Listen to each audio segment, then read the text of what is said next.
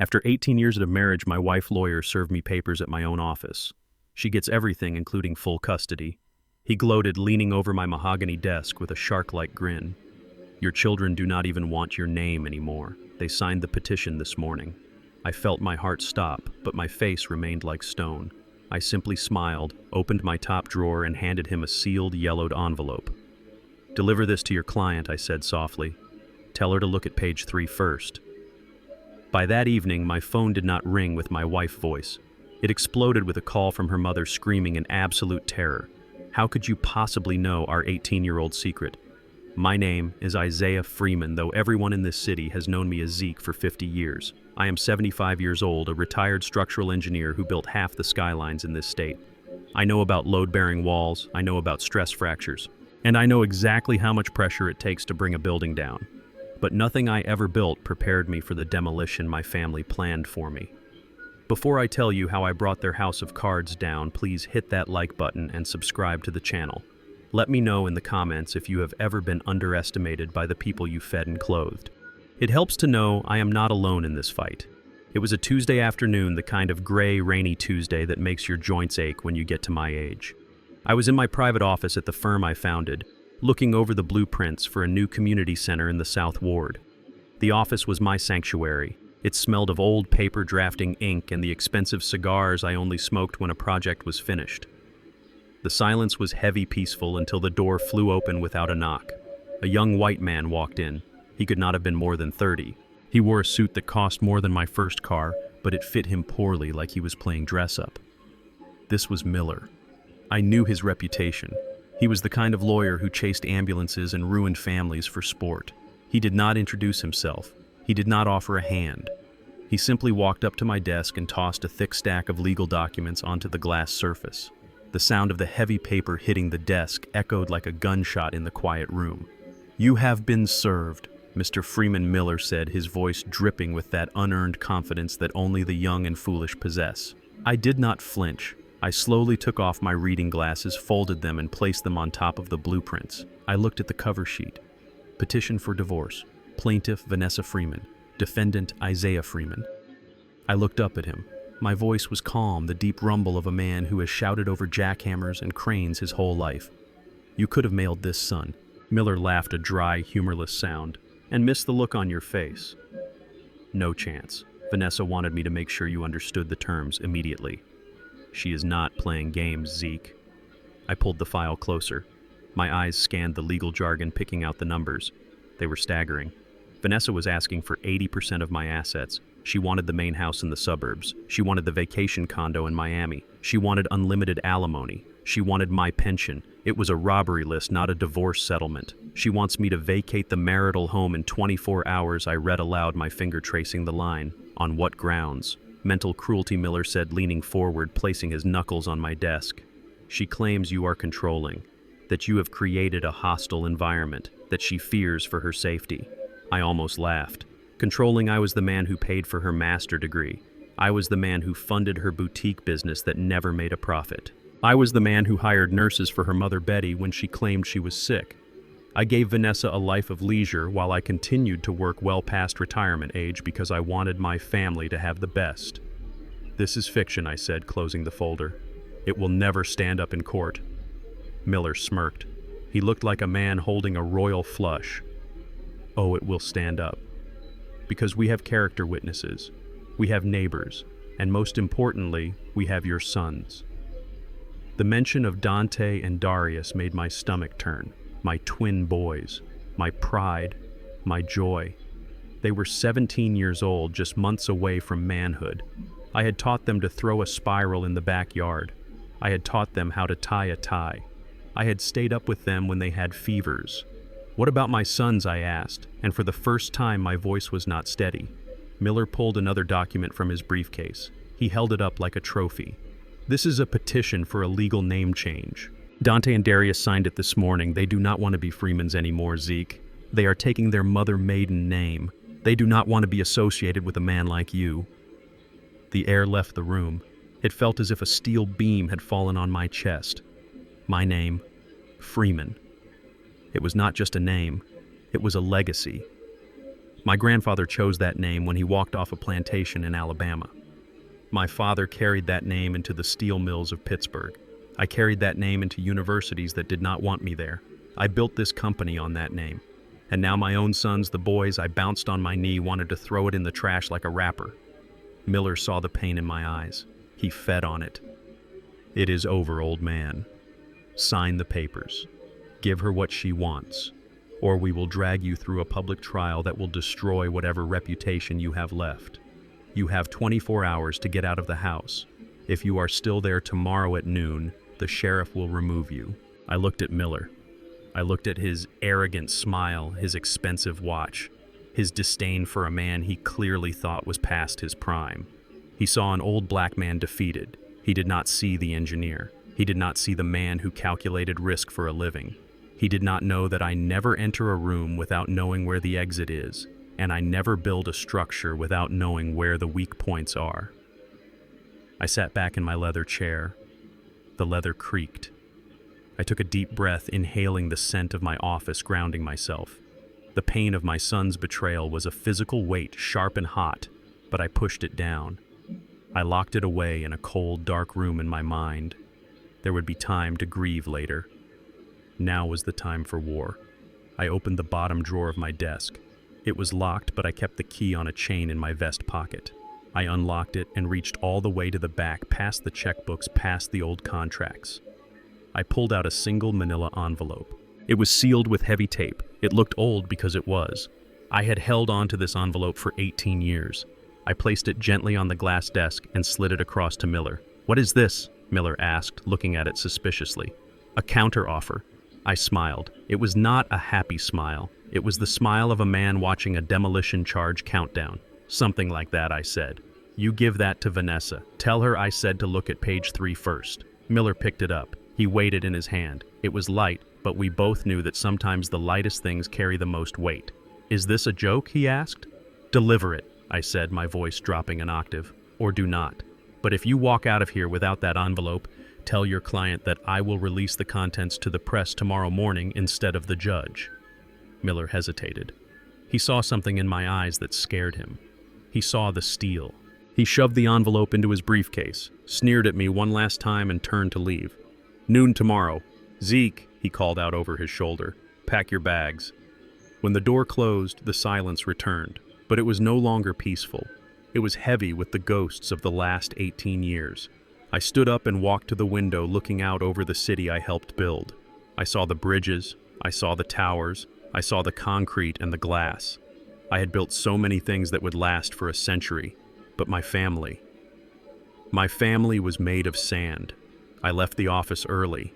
I did not go home. I knew Vanessa would have changed the locks by now. I knew if I went there, I would likely lose my temper, and that would play right into their hands. They wanted me to be the angry, violent husband.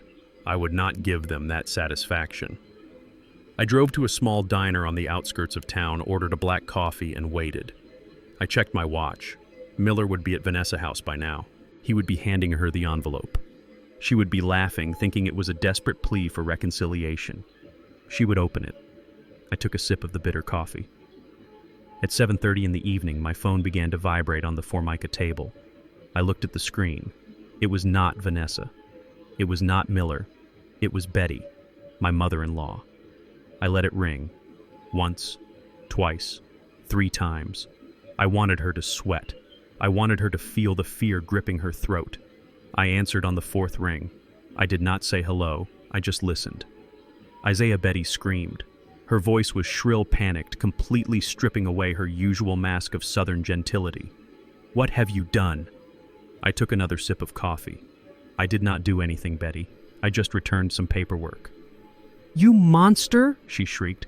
How could you possibly have that? That clinic was supposed to destroy those records. That was 18 years ago." I leaned back in the booth. The diner was noisy, filled with the clatter of plates and the murmur of conversation, but I felt like I was the only person in the world. "People talk, Betty," I said calmly, "especially when you do not pay them enough to keep quiet." "You cannot use that," she yelled, and I could hear her hyperventilating. "You cannot. It will ruin everything. It will ruin Vanessa. It will ruin the boys. The boys, I said, feeling the cold anger rising again. You mean the boys who signed a paper today saying they do not want my name? They are just children, Betty cried. They do not know. They are 17. Betty, they are men, and they made a choice. Now listen to me very carefully. I paused. I let the silence stretch until I could hear her weeping on the other end. Tell your daughter to call off her dog. Tell her to fire Miller, and tell her I am coming home tonight. If the locks are changed, I will remove the door. I designed the frame, Betty. I know exactly where the hinges are. If I am not inside my own house by 9 o'clock, I send copies of what is in that envelope to every news station in the state. Isaiah, please, she begged. 9 o'clock. Betty, I hung up the phone and placed it face down on the table. My hand was trembling slightly, not from fear, but from the adrenaline of finally, after 18 years of blindness, seeing the world exactly as it was. I left a $20 bill on the table for a $2 coffee and walked out into the night air. I was going home. And for the first time in a long time, I knew exactly who was waiting for me. They thought they were dealing with a senile old man who would go quietly into the night. They forgot that before I was a husband, before I was a father, I was a man who survived the streets of Chicago in the 60s. I knew how to fight dirty, and tonight I was going to teach them a lesson about structural integrity. If the foundation is rotten, the whole house comes down. I drove my old black Cadillac through the driving rain, the wipers counting time like a metronome. 18 years. That was the number that kept cycling through my mind. 18 years of playing the fool. 18 years of sleeping next to a woman who viewed me not as a husband, but as a long-term investment that was taking too long to mature. I remembered the night we met. It was a charity gala in Atlanta.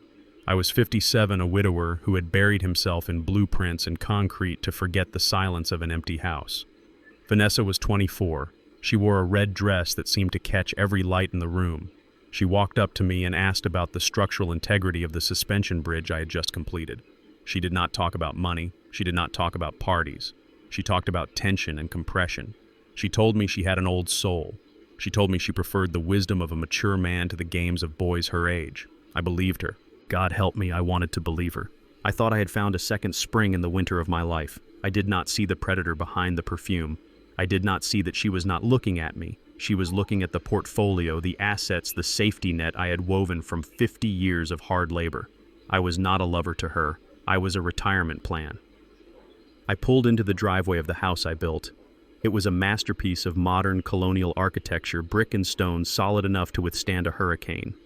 But a house is only as strong as the people living in it, and this house was filled with termites. I walked up the stone path, the rain soaking my trench coat.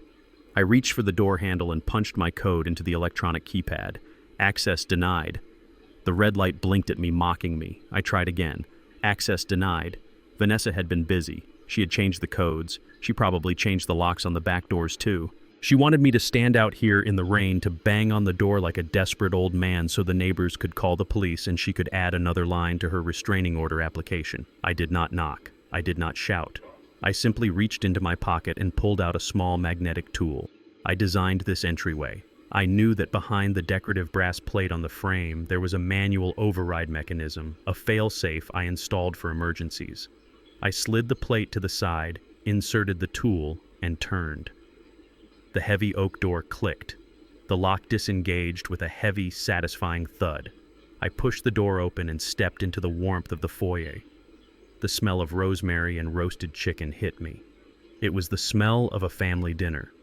It was the smell of a home that was functioning perfectly fine without me. I hung my wet coat on the rack. I wiped my shoes on the mat. I walked down the hallway to the dining room. They were all there. Vanessa sat at the foot of the table. Dante and Darius, my twin boys, sat on either side. They were laughing at something on a phone. The crystal chandelier I bought in Italy cast a warm glow over their faces. For a second, just a split second, I wanted to turn around. I wanted to leave them to their illusion. I wanted to spare myself the pain of what was about to happen. But then Vanessa looked up. Her smile vanished. Her fork clattered onto her plate. The color drained from her face, leaving her looking pale and ghostly under the makeup. "How did you get in?" she whispered. "I changed the codes." The twins looked up. Dante and Darius. They were big boys now, 6 feet tall, athletic with the arrogance of youth that has never known a day of hunger. They looked at me, and I searched their eyes for any trace of the toddlers I had carried on my shoulders. I looked for the boys I had taught to fish. I found nothing.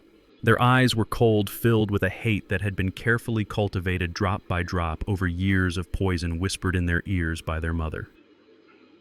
"I built this house, Vanessa," I said, my voice calm and level. "You cannot lock the architect out of his own creation." I walked to the head of the table. My chair was empty. A place setting was not laid for me. I went to the sideboard, took a plate and silverware. I walked back to the head of the table, pulled out my chair and sat down. "Get out," Darius spat. He gripped his steak knife tight. "You are not wanted here." I ignored him. I reached for the serving platter of roast chicken. My hand was steady, though my heart was breaking into 1,000 jagged pieces. I served myself a piece of chicken. I scooped some potatoes. I poured myself a glass of water from the pitcher. Vanessa began to tremble. It was a performance, of course. She started to hyperventilate, clutching her chest, looking at the boys with wide, terrified eyes. "He is going to hurt me," she whimpered. "Look at him. He is crazy," he broke in. "Boys, please, I am scared." It was a master class in manipulation. She knew exactly which buttons to push. She knew that young men want to be protectors. She was turning them into weapons. I cut a piece of chicken and put it in my mouth. I chewed slowly. I swallowed. "This is good," I said. "A bit dry, but good." "Why are you doing this?" Vanessa shrieked, her voice rising to a hysterical pitch. "You received the papers. You have 24 hours. Get out." I put my fork down. I looked at her. I looked at the woman I had clothed in silk and diamonds. "I am eating dinner in my house with my family," I said. "Is that a crime?" Dante stood up. He was the bigger of the two, a linebacker on the varsity team. He loomed over me, his shadow falling across my plate. He was vibrating with adrenaline and misguided rage. "Mom said, 'Get out,'" Dante growled. "Sit down, son," I said, not looking up. "You do not want to do this." "Do not call me son," he yelled. "My name is Dante Miller. I am not a Freeman. I never was." The words hit me harder than any fist. Miller, her maiden name. They had already erased me. "Make him leave!" "Dante," Vanessa cried out. "He is tormenting me." Dante moved. It happened fast. He reached out, grabbed the lapels of my suit jacket, and hauled me out of the chair. I was 75 years old. I was strong, but I was not a match for a 17-year-old athlete fueled by rage. He shoved me. Hard. I stumbled back. My hip hit the sideboard with a sickening crunch. I lost my footing and fell to the hardwood floor. The pain shot up my spine, white and hot. My glasses skittered across the room. For a moment, there was silence. Absolute terrified silence. I lay on the floor looking up at the ceiling I had plastered myself. I looked at the crown molding I had installed. I looked at the son who had just put his hands on his father. Dante stood there, his chest heaving, his fists clenched. He looked down at me, and for a fleeting second I saw regret. I saw the boy who used to cry when he scraped his knee. But then he looked at his mother and the mask slammed back down. "Get up," Dante said, his voice shaking. "Get up and get out, you old dictator. We do not need you. We have Mom. We do not need your money or your rules." Vanessa stood up then. She walked over to Dante and put a hand on his arm, not to restrain him, but to claim him. She looked down at me with a sneer that twisted her beautiful face into something ugly. "Look at you, Isaiah," she said, her voice dripping with venom. "Look at you. Pathetic. A weak old man on the floor. This is where you belong. You thought you could control us forever. You thought you could buy us. It is over." I slowly pushed myself up. My joints screamed. My hip burned. I grabbed the edge of the dining table and hauled myself to my feet. I brushed the dust off my trousers. I adjusted my jacket. I did not groan. I did not cry out. I would not give them the satisfaction of hearing my pain. I walked over to where my glasses had landed. I picked them up, inspected them for cracks, and put them back on my face. The room came back into sharp focus. I looked at the three of them, a tableau of betrayal. The unfaithful wife, the ungrateful sons. "You are right, Dante," I said. My voice was low, barely a whisper, but it carried through the room like a draft from a tomb. "You do not need me." I looked at Vanessa. She was still sneering, confident in her victory. She thought she had won. She thought the physical humiliation was the end of the battle. She did not know it was just the signal for the airstrike. You just made the biggest mistake of your life, Vanessa, I said. She laughed, a cruel, sharp sound. Oh, please. What are you going to do? Hit me. You do not have the guts. Go cry to your lawyer. I walked to the door. I paused with my hand on the handle. I did not look back. You think that envelope I gave Miller was everything I asked? Vanessa froze. Her laughter died in her throat. You think that one receipt was the whole story? I continued. That was just the table of contents, Vanessa. That was just a polite hello. I opened the door. The cold night air rushed in. Enjoy your dinner, I said. It is the last meal you will ever eat in this house. I stepped out into the rain and pulled the door shut behind me. The lock clicked. I walked down the path to my car. My hip was throbbing with every step, a dull, grinding agony that made me grit my teeth. But my mind was clear, crystal clear. The ambiguity was gone. The hope was gone. The lingering affection that had stayed my hand for so long was dead killed on the dining room floor. They wanted a war. They wanted a villain. They wanted a dictator. Fine. I got into my Cadillac and started the engine. I checked my phone. There was a message from Brad, my son-in-law. It was a single image. A bank confirmation. The asset freeze was ready to execute. I put the car in gear and drove away from the house I built. I did not look in the rearview mirror. I was done looking back. The past was dead, and tomorrow I was going to bury it. The rain was coming down harder now, hammering against the roof of my Cadillac like 1,000 tiny fists, demanding entry. I drove through the blurred streets of the city I had helped build, my hip throbbing in rhythm with the windshield wipers. Every bump in the road sent a jolt of white-hot agony up my spine, a cruel reminder of the dining room floor and the son who had put me there. I was 75 years old, exiled from my own castle, fleeing into the night like a criminal. I pulled into the driveway of a modest, sturdy brick house in the north suburbs. The porch light was on a beacon of warmth in the cold, wet darkness. This was Keisha's house. My eldest daughter. My firstborn. The only person in my life who had looked at Vanessa 18 years ago and seen the wolf beneath the sheep's clothing. I struggled out of the car, my movements stiff and jerky. Before I could even reach the steps, the front door flew open. Brad, my son-in-law, stepped out under the overhang. He was a big man, a former FBI agent turned private investigator with the kind of pale, weathered face that gave away nothing but saw everything. He didn't say a word. He just walked down the steps into the rain, took my arm, and supported my weight. His grip was firm, respectful, the grip of a man who knew what it meant to hold the line when everything else was falling apart. We walked into the foyer, and the smell of cinnamon and old books wrapped around me. It was the smell of safety. Keisha was standing by the stairs, her arms crossed her face, a mask of worry and vindication. She was 50 years old with her mother's high cheekbones and my stubborn set of the jaw.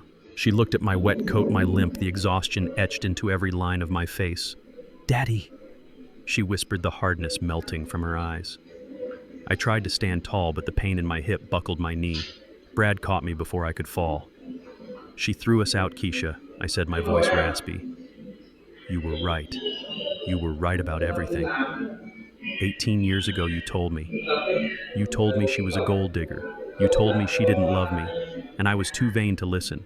I was an old fool who wanted to believe a beautiful young woman found him fascinating.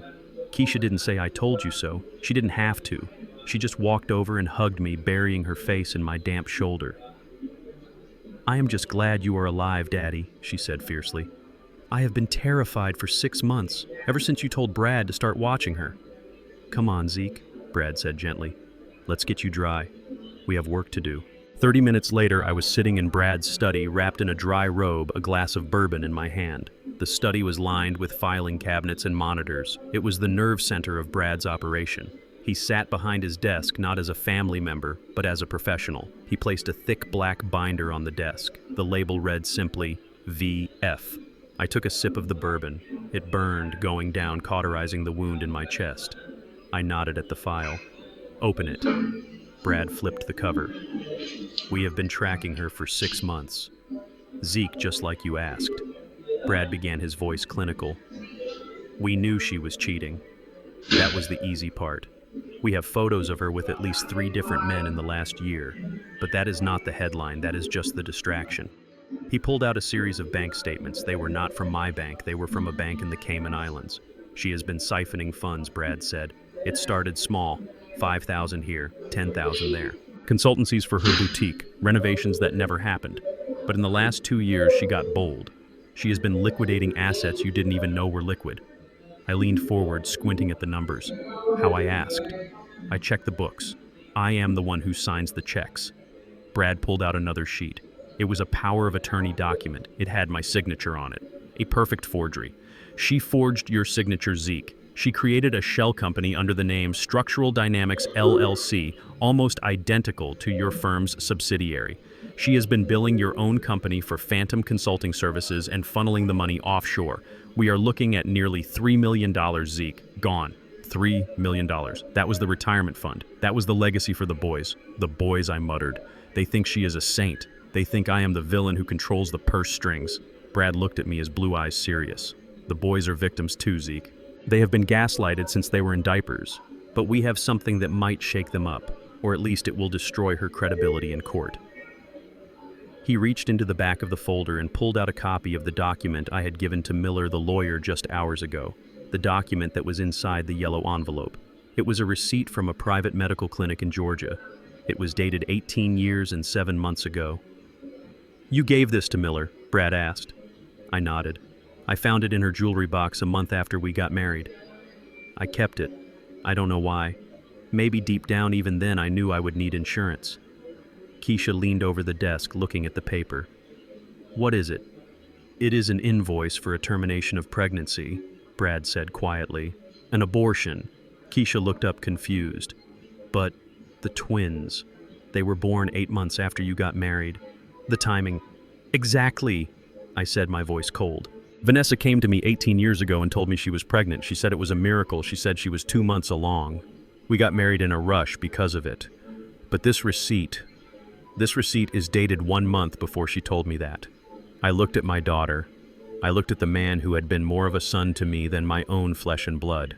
If she terminated a pregnancy in Georgia 1 month before she claimed to be pregnant with my children, then the math does not work, I said. She wasn't pregnant with my children when we married. She got pregnant again immediately, or she was never pregnant by you at all. Brad finished the thought. The silence in the room was heavy. It was the silence of a bridge collapsing, the sound of steel snapping under too much weight. "We need a DNA test," Keisha said, her voice trembling with rage. "We need to prove those boys aren't yours. If they aren't yours, Zeke, then the whole marriage was based on paternity fraud." "It gets worse," Brad said. He pulled up a photo on his computer monitor. It was a grainy image taken with a telephoto lens. It showed Vanessa meeting with a man in a park. The man was white, tall, with thinning hair and a face that looked like it had been punched a few too many times. "Who is that?" I asked. "His name is Ray Miller," Brad said. "No relation to her lawyer. He is a con artist. He did time in Georgia for check fraud around the time you met Vanessa." We found records of phone calls between them, hundreds of them, starting 6 months ago. Ray Miller. The name meant nothing to me, but the way Vanessa was leaning towards him in the photo, the familiarity, it made my skin crawl. Is he the father?" Keisha whispered. "I don't know," I said, "but I am going to find out. And if he is, then Dante and Darius." My God. My phone buzzed on the desk, vibrating violently against the wood. It startled all of us. I looked at the screen. It was a notification from my email. A priority alert from the court system. I picked up the phone. My hands were steady now, hardened by the revelations. I opened the email. It was a PDF attachment, an ex parte order of protection. I read the summary. The world tilted on its axis. "Vanessa Freeman has been granted an emergency restraining order against Isaiah Freeman," I read aloud. "She claims that tonight at approximately 7:30 p.m., I broke into the marital home, physically assaulted her son Dante, and threatened to kill her. She has submitted photos of bruises on her arm and a statement from Dante corroborating the assault." Fake Brad spat. "Dante assaulted you. We saw the bruise on your hip." "It does not matter," I said, staring at the screen. The judge signed it. "It is effective immediately. I cannot go within 500 feet of the house. I cannot contact her. I cannot contact the boys." And then the realization hit me. A cold, paralyzing fear that had nothing to do with money or reputation. "My pills," I whispered. Keisha looked at me sharp. "What pills, Daddy?" "My heart medication," I said. "The nitroglycerin. The beta blockers. I left them on the nightstand. I have not taken my evening dose." Brad stood up immediately.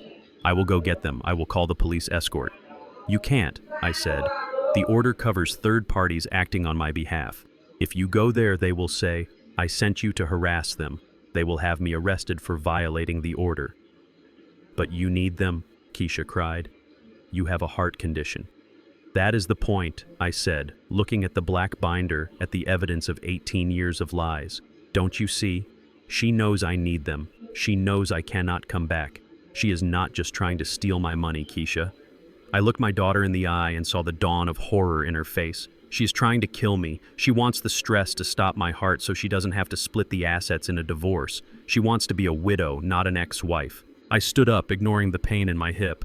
The room seemed to shrink. The air felt thin. Call the pharmacy, I told Brad. See if you can get an emergency refill. But do not go to that house. That house is a death trap. As Brad reached for the phone, I walked to the window and looked out at the rain. I thought about Dante and Darius. I thought about the man in the park, Ray Miller.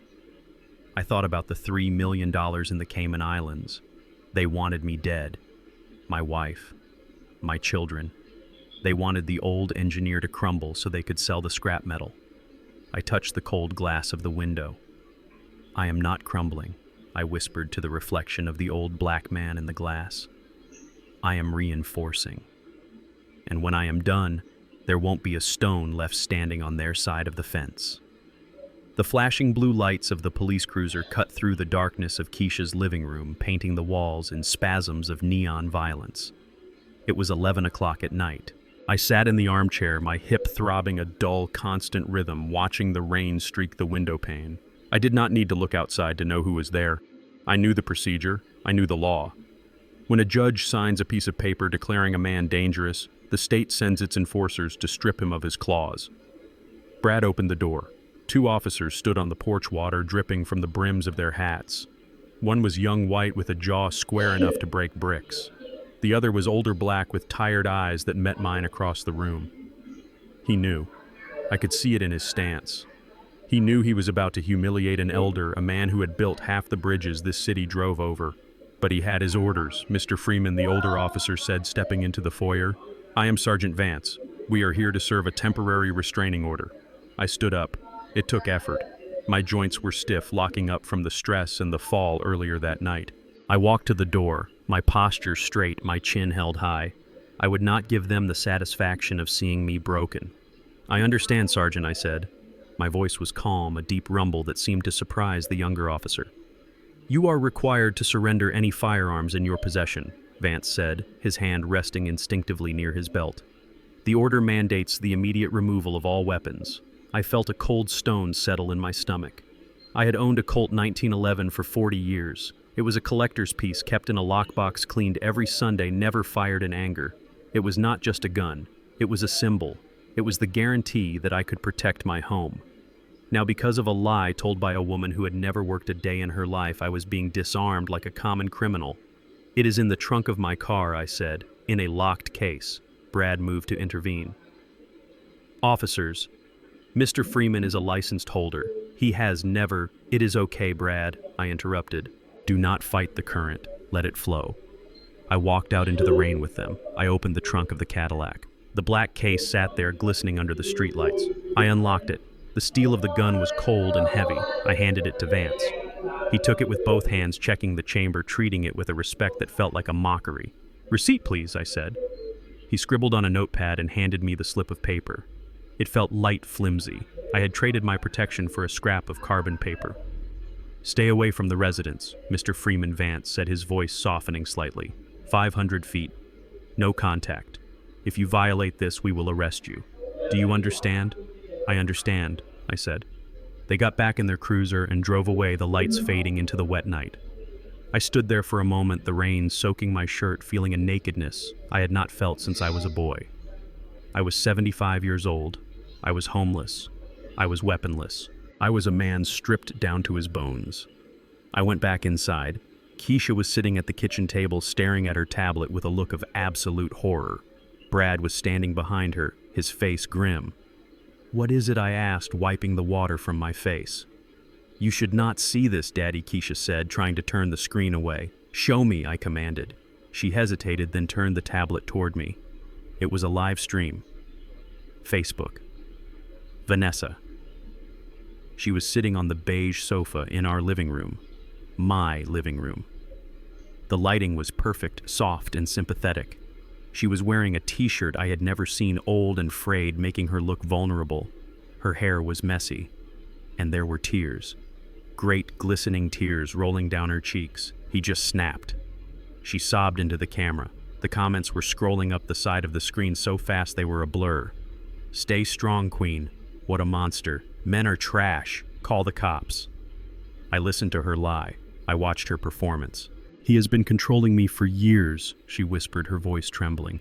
"But tonight he broke down the door. He hit our son. He threatened to kill us all. I am so scared. I do not know what he will do next. He is unstable. He is losing his mind. Please, if anyone sees him, call the police." I watched the number of viewers tick up. 500, 1,000, 2,000. The court of public opinion was in session, and the verdict was guilty. My reputation, built brick by brick over 50 years, was being dismantled in minutes by a woman with a smartphone and a talent for fiction. Keisha slammed the tablet face down on the table.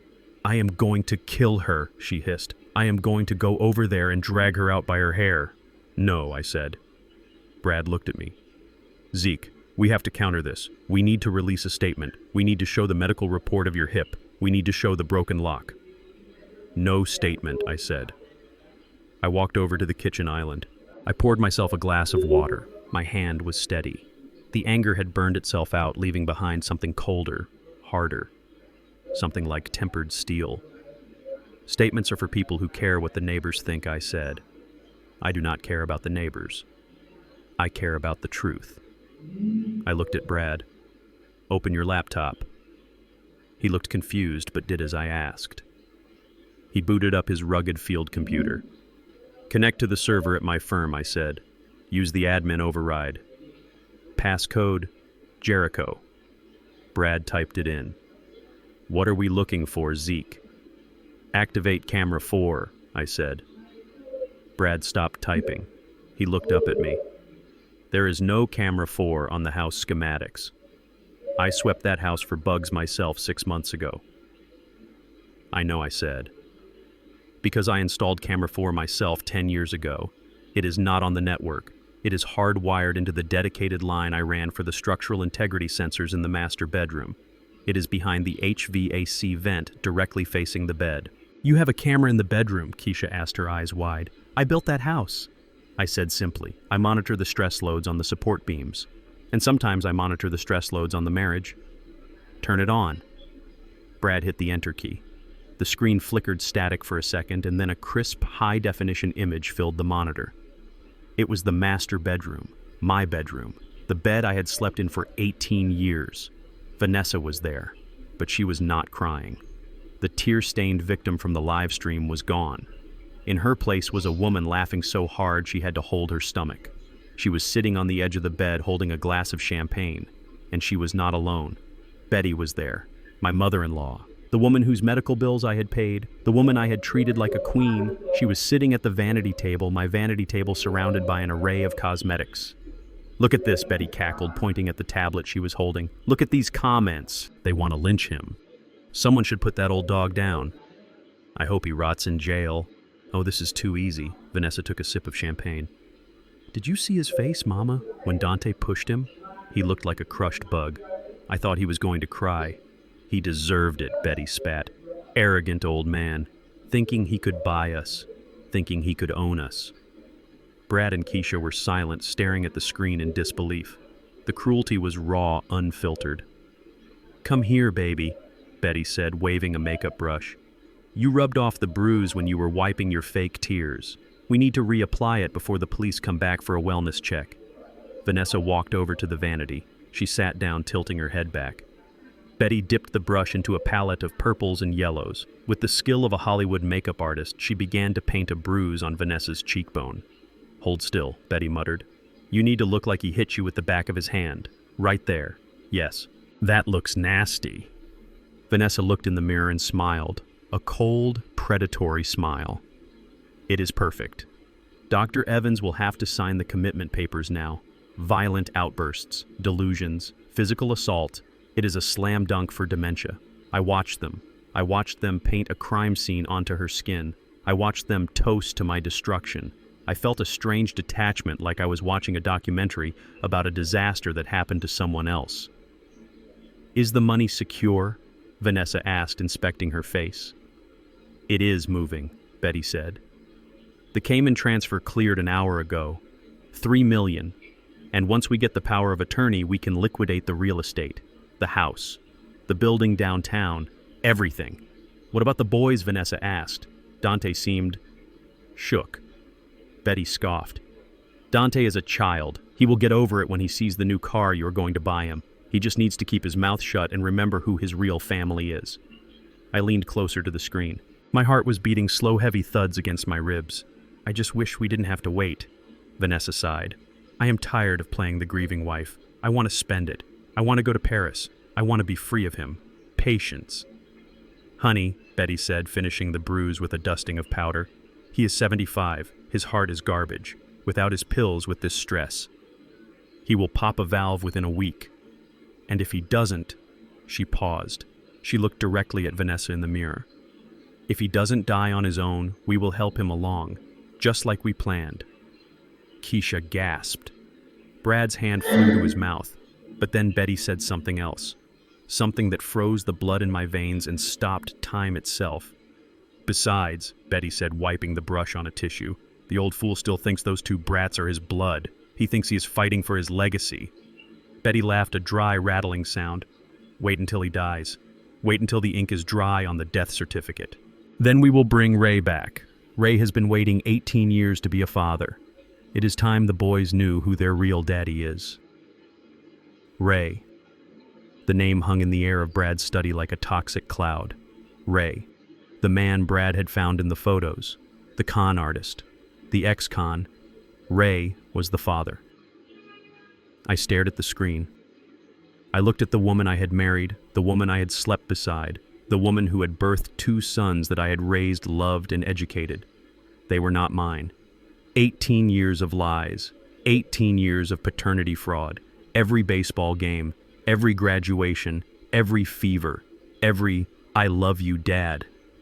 It was all stolen. It was all a performance.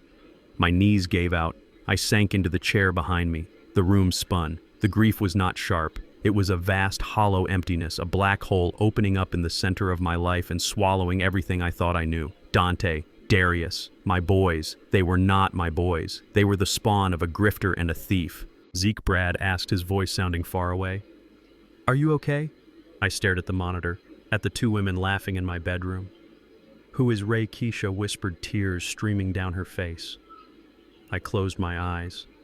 I saw the faces of the twins. I saw their eyes, which I had always told myself looked like my mother's. I saw their height, which I attributed to my grandfather. I saw the deception woven into their very DNA. "Ray," I said, my voice sounding like grinding stones. "Ray is the man we are going to find." I opened my eyes. The weakness was gone. The grief was locked away in the vault. "Brad," I said, "get the facial recognition software running. Run the photo from the park against the Georgia Department of Corrections database. Find Ray Miller. Find him tonight." "But Zeke," Brad said, "the money, the restraining order." "Forget the money," I said. "Forget the order. This isn't about money anymore. This is about blood. They made me raise another man's sons to kill me." I stood up. I walked to the map of the city on the wall. "Find Ray," I commanded. "Because Ray is the key. Ray is the loose thread. And I am going to pull that thread until their entire tapestry unravels and chokes them to death." 2 weeks. That was the timeline the judge had given us. 14 days until the preliminary hearing where a stranger in a black robe would decide if I lost my home, my assets, and my dignity permanently. 14 days to find a ghost named Ray Miller and drag him into the light. The clock was not just ticking, it was hammering against my skull like a rivet gun. Brad and I set up a war room in his basement. It smelled of ozone from the servers and stale coffee. We were running on adrenaline and caffeine. Brad had called in every favor he had from his days at the bureau. He was working the phones, his voice low and urgent, speaking a language of codes and contacts that I did not speak. I sat at a folding table reviewing the financial wreckage of my life. We hit the first wall at 9 in the morning on Wednesday. I need to buy access to the Georgia criminal database, Brad said, typing furiously. It is a third-party vendor, $500. I pulled out my wallet. It was an old leather thing molded to the shape of my hip over 20 years. I pulled out my black card, the one with the high limit, the one I used to buy materials for skyscrapers. Use this, I said, sliding it across the table. Brad took it. He typed in the numbers. He hit enter. He frowned. He typed it again. He hit enter again. Zeke, he said, his voice hesitant. It is declined. Try it again, I said. That card has a $50,000 limit. It is not the limit, Zeke. The account is frozen. I felt a coldness spread through my chest that had nothing to do with the basement temperature. I pulled out my phone. I logged into my banking app. Account frozen. Contact branch. I checked the savings. Frozen. I checked the investment portfolio. Frozen. Vanessa. She had moved fast. Her lawyer Miller had filed an emergency motion to freeze marital assets to prevent dissipation. The judge had signed it without even asking me a question. They had locked me out of the house, and now they had locked me out of my life's work. I had millions of dollars in net worth, but I could not buy a cup of coffee. She is trying to starve us out, I said, staring at the red letters on the screen. She knows investigations cost money. She knows lawyers cost money. She wants me to show up to court with empty pockets and a court-appointed attorney. I can cover it, Zeke, Brad said, immediately reaching for his own wallet. Keisha and I have savings. No, I said. My voice was sharp. I will not drag my daughter into debt. This is my war. I will fund it. How, Brad asked. The banks are closed to you. I stood up. My hip popped, a sharp reminder of the violence in my own dining room. I walked to the corner of the basement where I had stacked the few boxes of personal effects I had kept at Keisha's house over the years. Things Vanessa had deemed too ugly or too old for our pristine mansion. I pushed aside a box of old blueprints and found what I was looking for. It was a rusted, dented iron lunchbox. It still had a faint smell of coal dust and machine oil. It was the lunchbox I had carried when I worked the mines in West Virginia 30 years ago, before I started the firm, before I wore suits, before I became a man who could be robbed by a signature on a piece of paper.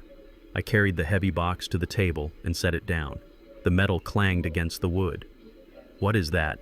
Brad asked. I opened the latch. It groaned with rust. Inside, wrapped in oily rags, were heavy yellow bars. Gold, I said. Brad's eyes went wide. 30 years ago, when I was working the mines, I did not trust banks. I explained. I did not trust the government. And I definitely did not trust the economy. Every payday I bought a little bit, an ounce here, an ounce there. When I started making real money with the firm, I kept the habit. I bought bullion, I buried it, I forgot about it. I unwrapped one of the bars. It caught the light of the computer monitors, glowing with a dull, heavy promise. Cash leaves a trail, I said. Cash can be frozen by a judge who has never worked a day of hard labor in his life. Gold has no name. Gold has no account number. Gold is the only language the world truly understands. There must be $50,000 here, Brad whispered. More, I said. Enough to find Ray Miller. Enough to burn their whole world down.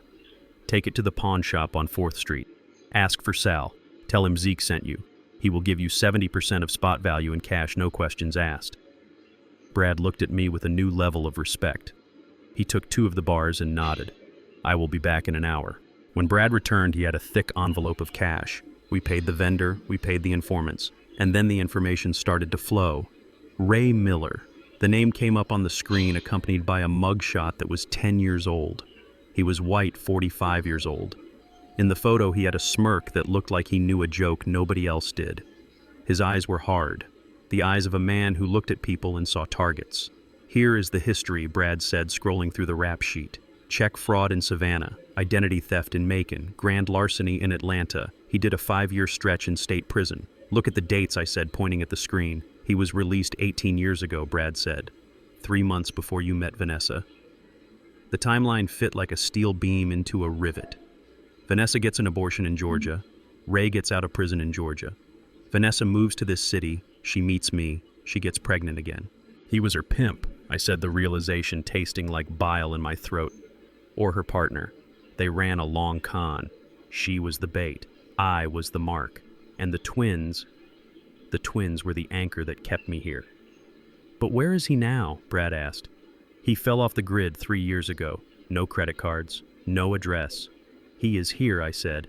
I felt it in my bones. He is close. Vanessa is not smart enough to do this alone. She needs a handler. Check the phone records again, I commanded. Look for burner phones. Look for recurring numbers in the vicinity of the house. Brad worked through the night. I sat in the armchair watching the data stream, feeling the weight of the gold bars remaining in the lunchbox. I was tired. My body was old, but my mind was sharpening, honing itself on the whetstone of betrayal. At 4 a.m, Brad hit the table with his fist. Got him, he said. I leaned over his shoulder. He is not using a phone registered to him, Brad said. He is using a phone registered to a shell company. Vandalay Industries. I snorted. A Seinfeld reference. They were mocking me. Trace the address, I said. Brad typed. The map zoomed in. It settled on a building downtown. The Spire. I knew the Spire. I had consulted on the foundation work. It was one of the most expensive, exclusive residential towers in the city. Penthouses there went for $10,000 a month. He is living in the Spire, I asked, incredulous. A career grifter with no job is living in a luxury high-rise. Brad pulled up the lease agreement. It was digital hacked from the management company's server. Look at the guarantor, Brad said. I looked. The name was there in black and white pixels. Vanessa Freeman. She was paying for his apartment. She was keeping him in luxury, and she was doing it with checks drawn from the account of Structural Dynamics LLC. My money. I sat back the breath leaving my lungs. It was not just an affair, it was a parasitic infection. She was taking the money I earned from building hospitals and schools, and she was using it to house the man who had sired the children I was raising. They were laughing at me. For 18 years they had been laughing. Is he there now? I asked. Brad checked the location data on the burner phone. Pinged off the tower on 4th and Main 5 minutes ago. He is there. Apartment 402. I stood up. I went to the closet and pulled out my heavy coat. I put my hat on my head. Where are you going? Brad asked, standing up to block my path. You cannot go there, Zeke. If you touch him, you go to jail. That destroys the case. I am not going to touch him, I said. I am just going to look him in the eye. I need to see the man who stole my life. I am coming with you, Brad said. We drove through the pre-dawn city. The streets were empty, slick with rain. The spire rose up like a needle of glass and steel piercing the gray sky. It was a monument to wealth, and inside it lived a rat. We parked down the street. We walked to the entrance. The doorman stopped us, but Brad flashed his PI license and slipped him a $100 bill from the envelope. Money talks, just like I said. We took the elevator to the 4th floor. The hallway smelled of lavender and expensive cleaning products. We found door 402. I did not knock. I just listened. I heard music, jazz, Coltrane. My favorite album. I heard laughter, a woman's laughter. I knew that laugh. I had heard it for 18 years. I had heard it across the dinner table. I had heard it in the bedroom. Vanessa was in there. It was 4 a.m. My wife, who claimed to be terrified of me, who claimed to be a victim of domestic abuse, was in a luxury apartment with a convicted felon listening to my music, spending my money. I reached for the door handle, my hand trembling with a rage so pure it felt like white fire. Zeke, Brad whispered, grabbing my wrist. Don't. If you go in there, you lose. We need the police. We need the camera. We need to do this right. I stared at the door. I imagined kicking it down. I imagined finding them. I imagined the violence I was capable of. But then I thought about Dante and Darius. I thought about the lie that had been their lives. You are right, I whispered. I pulled out my phone. I took a picture of the door number. I recorded the sound of her laughter coming through the wood. We have him, I said, turning away from the door. We found the ghost. We walked back to the elevator. As the doors closed, cutting off the sound of my wife's joy, I felt a strange sense of calm. They were celebrating. They thought they had won. They thought the old man was frozen, locked out, defeated. They did not know that I had just found the structural flaw in their entire foundation, and I had the dynamite in my pocket to blow it all to hell. The Blue Velvet Lounge was the kind of place that charged $20 for a cocktail to keep the riffraff out, but the darkness inside hid the same stains you would find in a dive bar. It was 2 blocks from the Spire. We found Ray Miller in a corner booth nursing a glass of single malt scotch that was older than the twins. He was wearing a suit that looked expensive from a distance but cheap up close, much like the man himself. I walked over to the booth. My hip was a dull fire, but I walked with the rhythm of a pile driver, steady and heavy. Brad peeled off to the side, leaning against the bar, crossing his arms, cutting off the exit. Ray looked up. He did not jump. He did not spill his drink. He just smiled, a slow, lazy curling of the lip that showed too many teeth. Isaiah Freeman. Ray said, his voice smooth like oil on asphalt. I was wondering when you would show up. You look terrible, old man. Rough night, I slid into the booth opposite him. The leather creaked under my weight. I placed my hands on the table, calloused engineer hands next to his manicured grifter hands. Ray Miller, I said. You are living well for a man with no job and a rap sheet longer than my arm. Ray swirled his scotch. I have a benefactor, a very generous woman who appreciates my particular set of skills. I looked at him. I looked for the monster I had built in my mind. But he was just a man, a mediocre, aging man with watery blue eyes and a weak chin. And yet looking at him was like looking into a distorted mirror. I see them in you, I whispered. It was involuntary. The words escaped before I could stop them. Ray laughed. It was a soft, wet sound. Of course you do. Dante and Darius. They are fine boys. Big, strong. They get their height from me. And that temper, that is all Miller blood.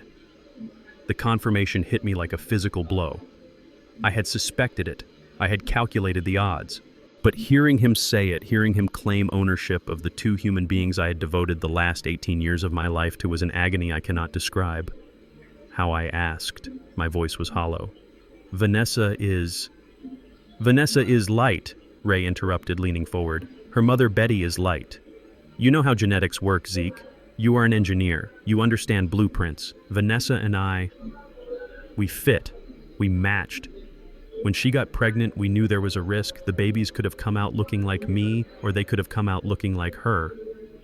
But you were so desperate for a legacy.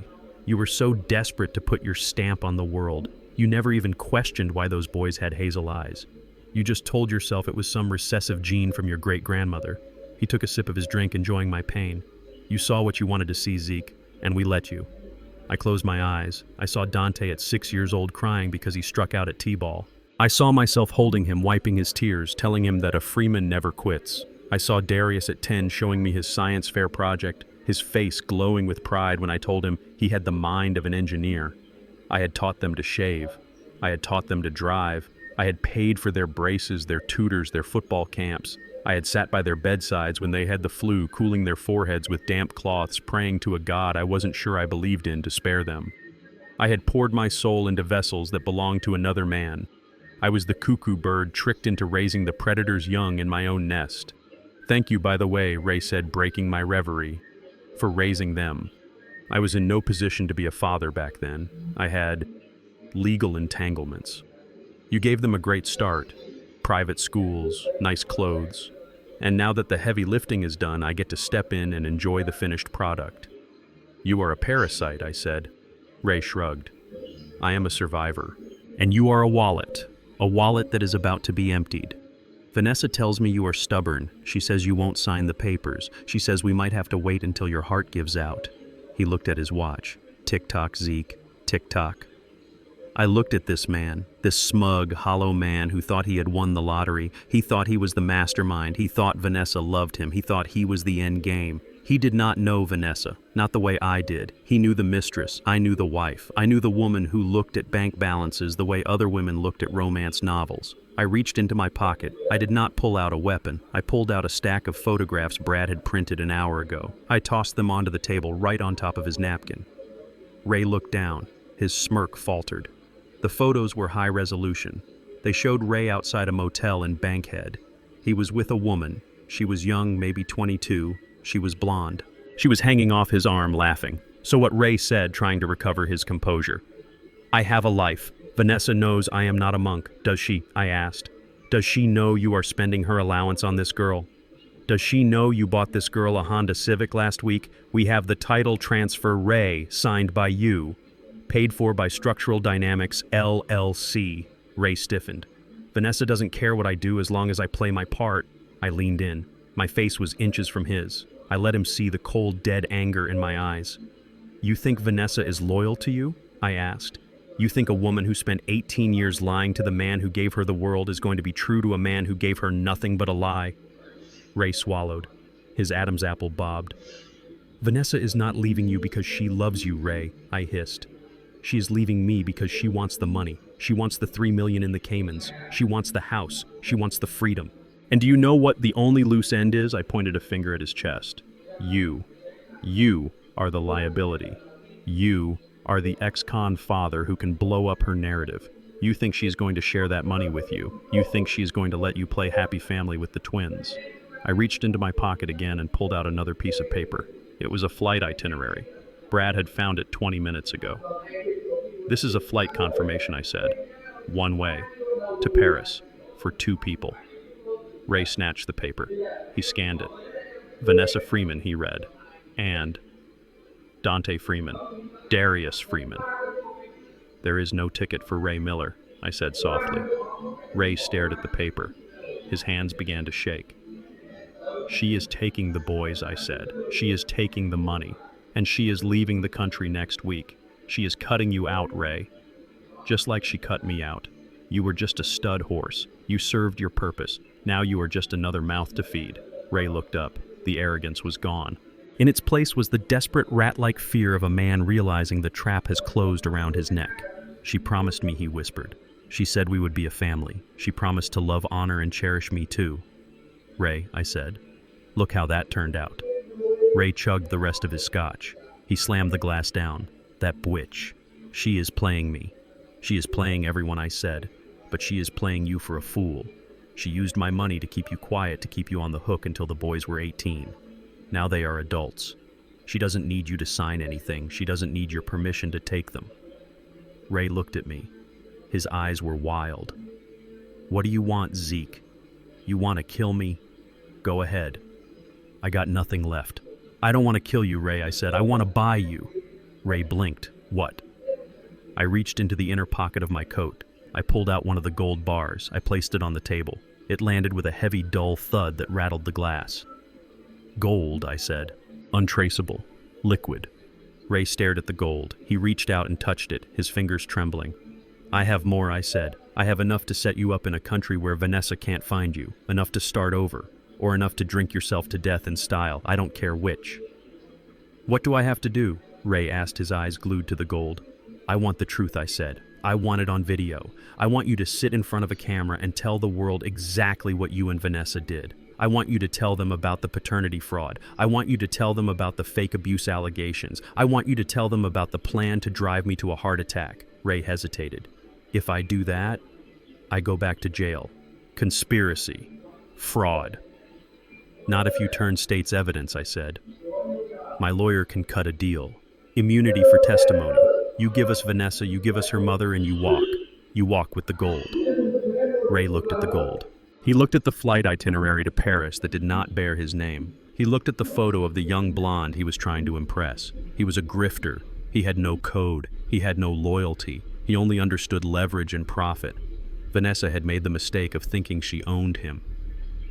I knew you could only rent a man like Ray. Make it 2 bars, Ray said, his voice raspy. 2 bars and a plane ticket to Thailand. I signaled to Brad. Brad walked over carrying the iron lunchbox. He set it on the table and opened it. The golden glow illuminated Ray's greedy, desperate face. Done, I said. Ray reached for the box, but I slammed the lid shut on his fingers. He yelped. First, I said, leaning in close. We go to your apartment, the one my wife pays for. We set up the camera. You talk. You spill every drop of poison you have stored up for 18 years. And then, and only then, do you get the gold. Ray rubbed his hand. He looked at me with a mixture of fear and respect. You are a cold son of a bitch, Zeke, he said. I stood up. My hips screamed, but I didn't feel it. I felt light. I felt the structural integrity of my life returning steel beam by steel beam. I learned from the best, I said. I gestured to the door. After you, Ray. We have a movie to make. The rain had finally stopped, leaving the morning air crisp and cold, the kind of cold that settles deep in your bones and reminds you of every injury you have ever sustained. It was November 12th, a Tuesday. But on my calendar, it had been circled in red ink for 18 years. It was the twins' 18th birthday. In the state of Georgia, 18 is the magic number. It is the threshold of adulthood. It is the day a child becomes a man in the eyes of the law. It is the day they can vote, they can enlist, and they can sign legal documents without parental consent. I sat in my rental car, a nondescript gray sedan that smelled of stale cigarettes, parked across the street from the gates of St. Jude's Preparatory Academy. I had paid the tuition here for 12 years, $40,000 a year times 2 for 12 years. I had built the gymnasium, I had endowed the science wing. My name was on a brass plaque in the hallway. But today, I was trespassing. Today I was a ghost haunting the grounds of his own investment. I reached into the passenger seat and touched the 2 small velvet boxes I had placed there. Inside were 2 vintage Rolex watches, my grandfather's and my own. I had planned to give them to Dante and Darius today. I had planned a dinner. I had planned a speech about responsibility and time and legacy. Now those watches felt heavy like lead weights dragging me down into a sea of regret. I saw the bell ring. A flood of young men in navy blazers and khaki pants streamed out of the brick buildings. They were laughing, shoving each other, full of the boundless energy of youth. I scanned the crowd, my eyes aching. And then I saw him. Dante. He was walking with a group of friends, his head thrown back in laughter. He looked so much like... Well, I used to think he looked like me when I was young. But now with the veil lifted, I saw Ray Miller. I saw the set of the shoulders. I saw the way he walked, a little too swaggering, a little too loose. I opened the car door. My hip protested, a sharp reminder of the night Dante had shoved me to the floor, but I ignored it. I had to try. One last time. I had to look him in the eye, man to man, and offer him a lifeline before I cut the rope. Dante, I called out. He stopped. The laughter died on his lips. He turned slowly, his friends quieting down around him. When he saw me standing there, leaning on my cane, his face did not light up. It twisted. It contorted into a mask of pure, unadulterated disgust. He said something to his friends, and they stepped back, forming a circle, a coliseum for our public execution. "What are you doing here?" Dante asked, his voice loud, carrying across the courtyard. "You are not supposed to be here. There is a restraining order." I took a step forward. "I am not at the house, Dante. I am on public property. I just wanted to say happy birthday. I have something for you." I reached into my pocket for the velvet box. Dante flinched. He took a step back, his eyes wide with a performance of fear that he must have learned from his mother. "He has a weapon!" Dante screamed. The air froze. Every head in the courtyard turned. Security guards, burly men I had paid Christmas bonuses to for years, started running toward us. "He is stalking me," Dante yelled, pointing a shaking finger at me. "Get away from me! You are not my father!" The words were like shrapnel. They tore through the last layer of my defense. "He is harassing me," Dante shouted to the approaching guards. "Get him away, Mr. Freeman," one of the guards said, slowing down as he recognized me. "Sir, you need to leave. We do not want any trouble." I looked at the guard. I looked at Dante. My son. The boy I had taught to ride a bike in this very parking lot. He was looking at me with hatred, not anger. Hatred. "Dante," I said, my voice low and steady, "I am offering you a choice, right now. You can walk away from her lies. You can be your own man. I do not want your choice." "Old man," Dante spat, "I want you dead." A sleek black Mercedes pulled up to the curb, screeching to a halt. The passenger door flew open. Vanessa stepped out. She was wearing sunglasses and a fur coat, looking like a movie star in a tragedy of her own making. She did not look scared. She looked triumphant. She walked past the security guards, her heels clicking on the pavement. She walked right up to Dante and put a protective arm around him, glaring at me like a lioness defending her cub. "You are violating the order, Isaiah," she hissed. "I have the police on speed dial." I looked at her. I looked at the son she had corrupted. "I just wanted to give them their birthday gifts," I said, holding up the boxes. "We do not want your gifts," Vanessa said. "We do not want your money. Well, we want your money, but we do not want you." She reached into her designer bag and pulled out a document. It was legal size, crisp and white. She thrust it toward me. "Happy birthday, Zeke," she said, a cruel smile playing on her lips. "The boys signed this morning. First thing." I took the paper. My hands were shaking just a little. I looked at the header. Petition for termination of parental rights and voluntary disavowal of paternity. I scanned the text. It was a legal declaration stating that Dante and Darius Freeman wished to sever all legal and familial ties with Isaiah Freeman. It stated that they wished to change their surname to Miller. It stated that they acknowledged Ray Miller as their biological and psychological father. Signed Dante Miller. Signed Darius Miller. The signatures were bold, confident. They had not hesitated. "They know," Vanessa whispered, leaning in close so only I could hear. "They know everything. I told them last night. I told them about Ray." I looked up at her, stunned. "You told them?" "Of course I did," she said, laughing softly. "And do you know what? They were relieved. They were happy." She looked at Dante, who was smirking at me. "They always thought you were too old," Vanessa said. "Too boring, too strict. Always talking about hard work and integrity. Ray is cool. Ray has stories. Ray is a rebel. They want to be like Ray. They chose him, Zeke. They chose the cool dad over the meal ticket." She stepped back, linking her arm with Dante. "They chose their real blood," she said, "and it is not you." I looked at Dante. "Is this true?" I asked. "You chose Ray Miller. A man who has never bought you a sandwich. A man who has been in prison." Dante crossed his arms. "Ray is real," he said. "You are just a bank account. And now that we are 18, we do not need to pretend anymore. We are taking the money, and we are taking our real name. Miller." Something inside me snapped. It was not a violent snap. It was a quiet final severance. It was the sound of a cable being cut, releasing a heavy load into the deep ocean. The grief vanished. The nostalgia evaporated.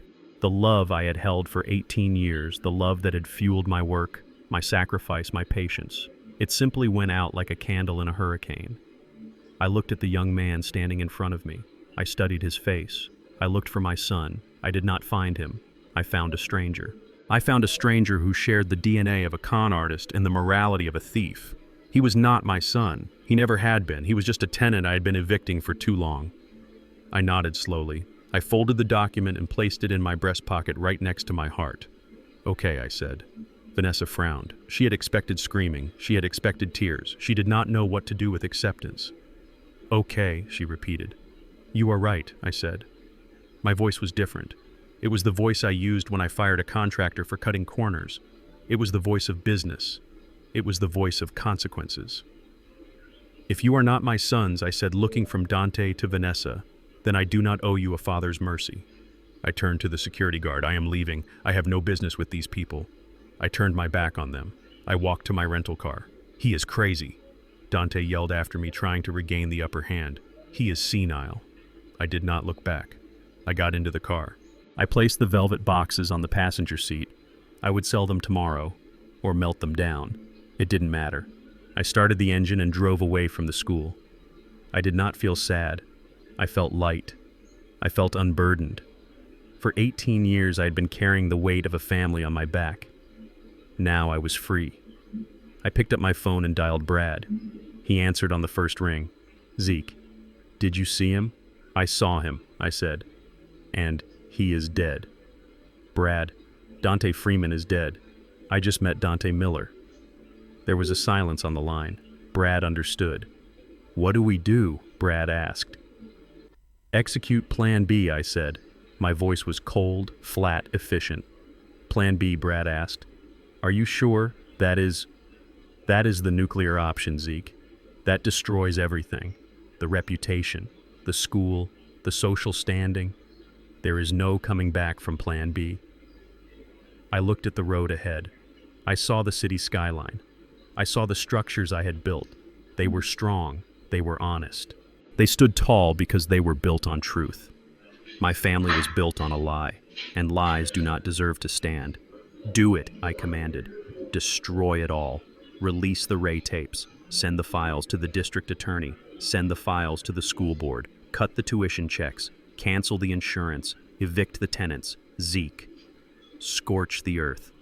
"Brad," I said, If they want to be Millers, let them live like Millers. Let them see what life is like when the bank account is closed and the only thing they have to eat is their coolness.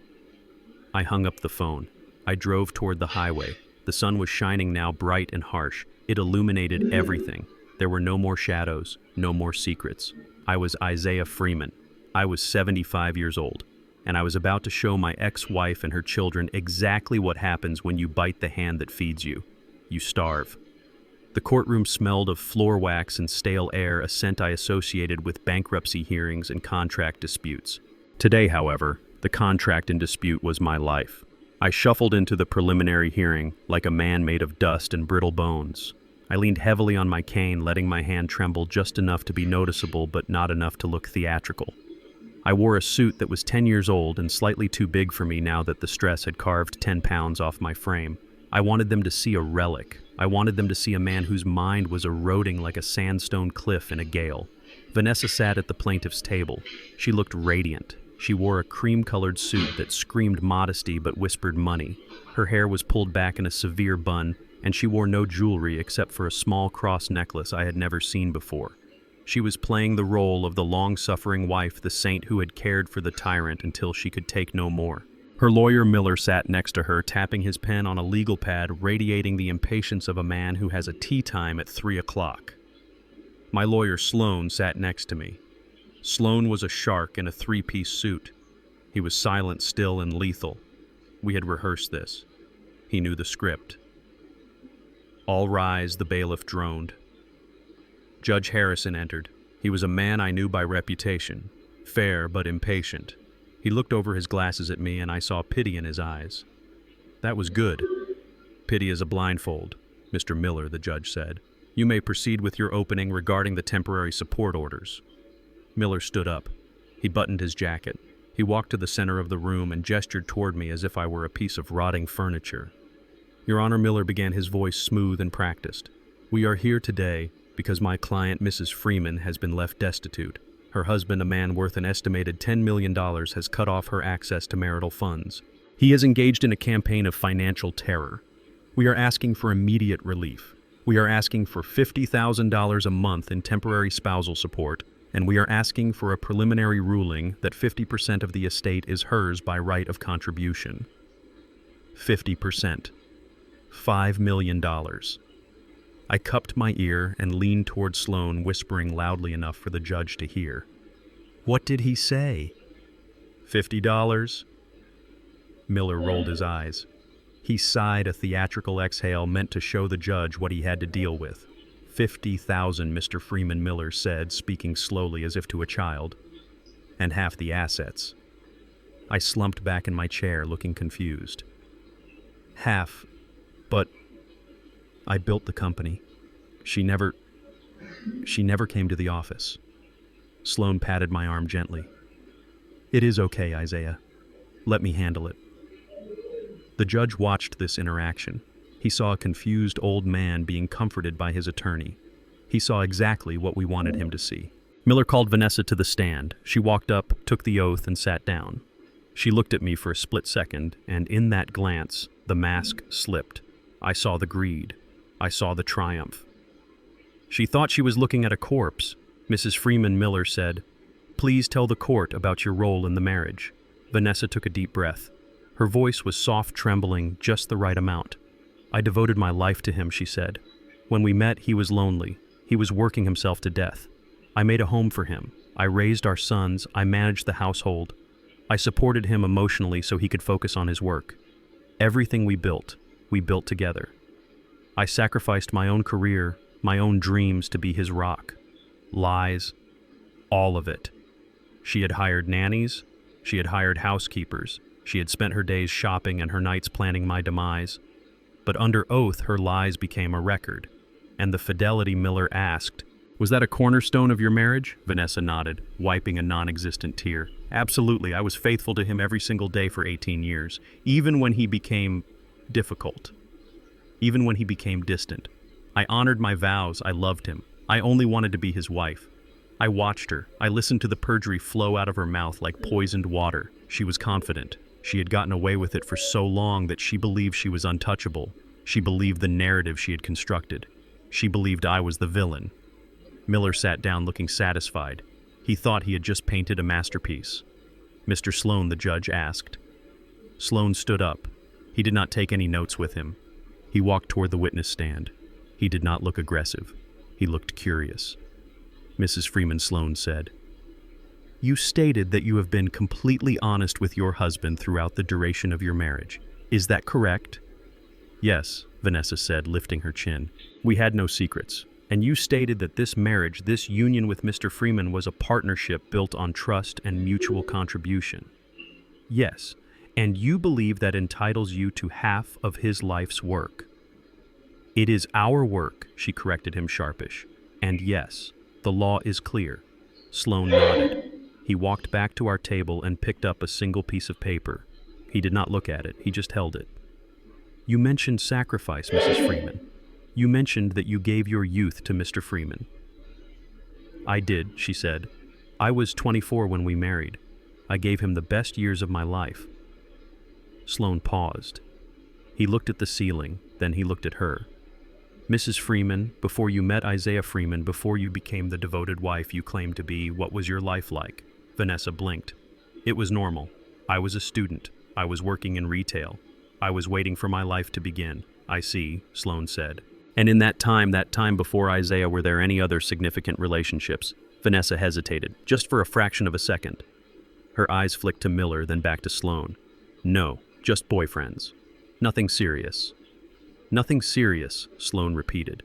"So to be clear, and I want to remind you that you are under oath and that perjury is a felony in this state." Miller stood up. "Objection. Counsel is badgering the witness." "Overruled," the judge said, leaning forward. He sensed the shift in the air. Sloan continued, his voice dropping, becoming intimate, deadly. "Mrs. Freeman, have you ever been married to anyone other than Isaiah Freeman?" The courtroom went silent. The air conditioning hummed. I watched Vanessa's throat work as she swallowed. I saw the calculation behind her eyes. She was thinking about Ray. She was thinking about the 18 years of silence. She was thinking about the money she had paid to keep the past buried. She looked at me. I was staring at the table, picking at a loose thread on my jacket, looking like I didn't know what day it was. She decided I was harmless. She decided Ray was bought and paid for. She decided she was safe. "No," Vanessa said clearly. Her voice rang out in the quiet room. "I have never been married to anyone else. Isaiah was my first and only husband." Sloan smiled.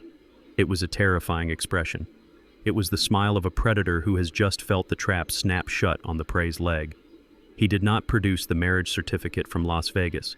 He did not produce the divorce records that did not exist. He did not produce the deposition from Ray Miller that we had recorded 2 days ago. Not yet. That was for the trial. That was for the destruction phase. Today was just about setting the hook. "Thank you, Mrs. Freeman," Sloan said. "No further questions at this time." Vanessa looked confused. She had expected a fight. She had expected him to bring up her spending or the alleged abuse. She did not understand why he had asked such a simple, irrelevant question. She stepped down from the stand and walked back to her table, smoothing her skirt, shooting a triumphant look at Miller.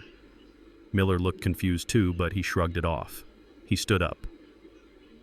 "Your Honor, given the testimony, we ask that you grant the temporary support order immediately. Mrs. Freeman has expenses." The judge looked at Sloan. "Mr. Sloan, do you have any witnesses or evidence to present regarding the temporary order?" Sloan looked at me. I stopped picking at my jacket. I looked up. I locked eyes with Sloan and gave him a nearly imperceptible nod. "Your Honor," Sloan said, "we do have evidence, substantial evidence. However, given the nature of the plaintiff's testimony today, we would like to request a 48-hour continuance to authenticate certain documents that directly contradict the sworn statements we just heard. We believe these documents will fundamentally alter the jurisdiction of this court regarding the division of assets." Miller scoffed. "Delay tactics, Your Honor. The old man is stalling. He just wants to starve her out." The judge looked at Sloan. "Fundamentally alter the jurisdiction. That is a bold claim, Counselor. It is a bold case." "Your Honor," Sloan said. The judge looked at me. I was no longer looking at the table. I was looking at Vanessa. I dropped the act. I straightened my spine. I lifted my chin. The tremor in my hand vanished. The confusion in my eyes evaporated, replaced by the cold, hard stare of a structural engineer who has identified the critical failure point in a building. I looked at Vanessa with absolute clarity. I let her see the intelligence she had forgotten I possessed. I let her see the memory of the man who had survived the Jim Crow South, the man who had built skyscrapers, the man who did not break. Her eyes widened. She froze. She saw the change. She saw the wolf shed the sheepskin. The blood drained from her face. She grabbed Miller's arm, her fingernails digging into his expensive suit. "Miller," she whispered, her voice carrying in the silent room. "Why is he looking at me like that?" The judge banged his gavel. "Recess," he declared. "We will reconvene in 48 hours. Mr. Sloan, you better have something good." "We do, Your Honor," Sloan said. I stood up. I did not use the cane. I picked it up and held it like a weapon. I buttoned my jacket. Miller was packing his briefcase, looking annoyed. Vanessa was staring at me, paralyzed by a sudden primal fear. She knew. Deep down in her gut, she knew she had missed something. She knew the check she had just written with her mouth was about to bounce. I walked past their table. I did not stop. But as I passed, I leaned in close to Vanessa. "You should have looked at page 3, I whispered. "What?" she gasped. "The envelope," I said. "The one I gave Miller." "You never opened it, did you? You were so arrogant you thought you didn't need to read my warning." Miller looked up. "What are you talking about?" "Ask your client about Las Vegas, Miller," I said to him. "Ask her about the year 2002, and ask her why she thinks she is entitled to half my money when she is still legally married to Ray Miller." Miller dropped his pen. His mouth fell open. He looked at Vanessa. Vanessa made a sound like a dying animal, a whimper of pure terror. I walked out of the courtroom. The heavy doors swung shut behind me with a sound like a tomb ceiling. I walked down the marble hallway, my footsteps echoing strong and steady. I had them. They were trapped in the amber of their own lies. And in 48 hours, I was going to smash it with a hammer. I took out my phone. I dialed Brad. "Is Ray ready?" I asked. "He is ready," Brad said. "He is in the safe house. He is singing like a canary." "Good," I said. "Get the popcorn, Brad. The show is about to start." The doorbell rang at 9 o'clock at night. It was not a polite ring. It was a long, insistent press that demanded attention. I was sitting in my daughter Keisha's living room, the black binder open on my lap, a glass of water on the side table. Brad looked up from his computer monitor, his hand instinctively going to the concealed holster at his waist. I shook my head. We did not need guns for this. We just needed the truth. "Let her in," I said. Brad walked to the door and opened it. Betty stood there. My mother-in-law. She was wearing a fur coat that I had paid for 3 Christmases ago and holding a designer bag that cost more than the first car I ever bought. Her hair was perfectly coiffed, a helmet of gray curls, but her eyes were darting around the room like a trapped animal looking for a vent. She walked in without waiting for an invitation, bringing a gust of cold air and the smell of expensive, desperate perfume with her. She stopped in the middle of the room and looked at me. She did not look at Keisha. She did not look at Brad. She looked only at the man she had been leeching off for nearly 2 decades. "Isaiah," she said, her voice attempting a tone of reasonable authority that cracked around the edges. "We need to stop this. It has gone too far." I closed the binder slowly. I looked at her. I saw the fear behind the makeup. She had heard about the courtroom. She had heard about the question regarding Las Vegas. She knew the walls were closing in, and like a rat on a sinking ship, she was looking for the highest ground. "Sit down, Betty," I said. She did not sit. She stood tall, clutching her bag with white knuckles. "I am not here to socialize," she said. "I am here to offer you a deal. You drop this nonsense about the annulment. You drop the investigation. You give Vanessa the house and $5 million. In exchange, we will let you see the boys. We will not press charges for the assault on Dante. We will let you walk away with your reputation intact." I laughed. It was a dry, rasping sound that hurt my chest. "My reputation?" I asked. "You mean the reputation you and your daughter are currently destroying on Facebook?" Betty took a step forward, her face hardening. "You do not understand, Isaiah. You think you have leverage because of some old paperwork. Please. The court loves a mother, and the court hates an angry, controlling husband. If you do not agree to these terms tonight, by tomorrow morning, the narrative changes." She lowered her voice, turning it into a weapon. "Vanessa is prepared to speak about the abuse, Isaiah. Not just the yelling, the physical abuse, the nights you came home drunk, the bruises she had to hide with makeup. I stared at her. I had never been drunk a day in my life. I had never raised a hand to a woman. I was a man who built shelters, not a man who destroyed them. There were no bruises, Betty, I said quietly, except the ones you painted on her face 2 nights ago. Betty didn't flinch. She smiled, a cruel, thin stretching of her lips. Who are they going to believe, she asked. A beautiful crying mother of 2, or a 75-year-old man with a history of heart trouble and a sudden violent streak? We will ruin you, Isaiah. We will make sure you die alone in a cell branded a monster. The church will turn its back on you. Your business partners will drop you. You will have nothing. I looked at Brad. He was standing by the television, the remote in his hand. He looked at me, waiting for the signal. I looked back at Betty. I looked at the woman who had sat at my Thanksgiving table for 18 years. I looked at the woman who had held my hand at my first wife's funeral, pretending to comfort me while calculating my net worth. You are right, Betty, I said. The truth matters, but you have the wrong truth. I nodded at Brad. Brad pointed the remote at the large flat-screen television on the wall. The screen flickered to life. It was not a camera feed from my house this time. It was a recording. Grainy, low-light footage time-stamped 3 weeks ago. The scene was a basement. Smoke hung heavy in the air. Men and women sat around green felt tables, their faces illuminated by hanging lamps. It was an underground casino, an illegal gambling den in the back of a warehouse in the industrial district. And there, right in the center of the frame, was Betty. She was not wearing the fur coat. She was wearing a tracksuit, a cigarette dangling from her lip, her eyes manic and focused. She was shoving stacks of chips into the center of the table. Betty gasped. She took a step back, her hand flying to her mouth. "Where did you get that?" she whispered. "I have friends in low places, Betty," I said. "Friends I made before I had money. Friends who know who walks through their doors." On the screen, the dealer turned a card. Betty slammed her fist on the table. She swept the chips away. She reached into her purse, the same designer purse she was holding now, and pulled out a thick envelope of cash. She threw it on the table. "That is $10,000, I said, narrating the scene in one hand. The video cut to another angle. Betty was arguing with a man in a cheap suit. She was crying. She was begging. "That was 2 months ago," I said. "You lost $50,000 that night." The video cut again. Betty handing a man a watch. My watch, a Patek Philippe I thought I had lost a year ago. I stood up. I walked toward her. She shrank back, hitting the wall. $500,000, Betty, I said, my voice rising.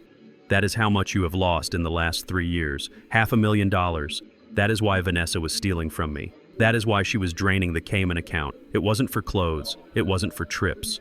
It was to feed the black hole of your addiction. You are a junkie, Betty. You are a gambling junkie who dragged her daughter into a life of crime to cover your debts." Betty was shaking. Her face was gray. It is a sickness," she stammered. "I need help." "You needed help," I corrected her. "What you did was steal. That money belonged to Structural Dynamics. It belonged to the IRS. It belonged to me. You laundered stolen funds through an illegal casino. That is a federal crime, Betty. That is 20 years in prison." "Turn it off!" she screamed, covering her ears. "Turn it off!" Brad muted the TV, but he left the image of her desperate face frozen on the screen. "I am not done," I said. I walked back to the coffee table. I picked up a manila folder. It was old, the paper brittle and yellowed with age. It smelled of dust and secrets. "The gambling is bad, Betty," I said, "but we can almost understand greed. We can almost understand addiction. But this," I held up the folder. "This is something else entirely." Betty looked at the folder. She didn't recognize it. Why would she? She thought she had burned it 30 years ago. "What is that?" she whispered. "This is a medical record from a private clinic in Savannah, Georgia," I said, "dated 30 years ago. Before Vanessa, before Ray, before me." I opened the folder. I pulled out a birth certificate and a bill of sale. Not a legal adoption paper. A bill of sale. Handwritten. 30 years ago, you had a son, Betty, I said. A boy. You were young. You were broke. You had a gambling problem even then. And you met a couple who couldn't conceive. A rich couple from up north who didn't want to wait for the agencies. Betty's eyes rolled back in her head. She slumped, sliding down the wall until she was crouching on the floor, her fur coat pooling around her like a dead animal. "No," she moaned. "No one knows that. Everyone is dead." "I am alive," I said, "and the boy is alive." I pulled out a photograph, a current one. It showed a man of 30. He looked kind. He looked strong. He looked nothing like the woman cowering on the floor. "His name is Marcus," I said. "I found him, Betty. Brad found him. We told him who his mother was. We told him how much she sold him for. $10,000. That was the price of your flesh and blood. That was the stake for your poker game in 1994. He is here in the city," I said mercilessly. "He is willing to testify. He is willing to take a DNA test. He is willing to tell the court about the woman who sold him like a used car so she could hit the slots in Atlantic City." Betty began to sob. It was a guttural, ugly sound, the sound of a soul being ripped open. "Please, Isaiah," she begged, reaching out a trembling hand to grab the hem of my robe. "Please don't. That will destroy me. That will kill me. I will do anything. I will make Vanessa stop. I will make her sign the papers. Just bury this, please." I looked down at her. I saw the tears cutting tracks through her foundation. I saw the expensive jewelry bought with stolen money. I saw the architect of my misery. She was the one who had whispered in Vanessa's ear for 18 years. She was the one who had taught her daughter that men were wallets and children were leverage. She was the rot in the floorboards. "It is too late for deals, Betty," I said. My voice was as cold as the wind outside. "You threatened to ruin my reputation. You threatened to brand me an abuser. You tried to take my life's work." I pulled my robe away from her grasp. "You are the architect of this tragedy, Betty. You drew the blueprints. You laid the foundation. And now you are going to be the first one buried in the rubble." I looked at Brad. "Send the gambling footage to the IRS and the district attorney," I commanded. "And send the file on Marcus to the media." "No," Betty shrieked, trying to stand up, clawing at the air. "Get out of my daughter's house," I said. Brad stepped forward. He grabbed Betty by the arm none too gently and hauled her to her feet. She was wailing incoherent pleas for mercy that fell on deaf ears. "You fall first, Betty," I said, looking her in the eye one last time. "And when you hit the bottom, tell Vanessa her turn is coming." Brad marched her to the door and threw her out into the night. He slammed the door and locked it. The silence that followed was heavy, but it was clean. I sat back down. My hands were shaking just a little, not from fear, from the exertion of demolition. Keisha sat next to me. She took my hand. "You really found him?" she asked softly. "The son," I nodded. "He is a good man, a teacher. He deserves to know the truth, and she deserves to face it." I looked at the black binder. The list of enemies was getting shorter. Betty was broken. Ray was bought. Now there was only Vanessa, and the two boys who had broken my heart. "Tomorrow," I said, staring at the blank television screen. "Tomorrow we take the house back."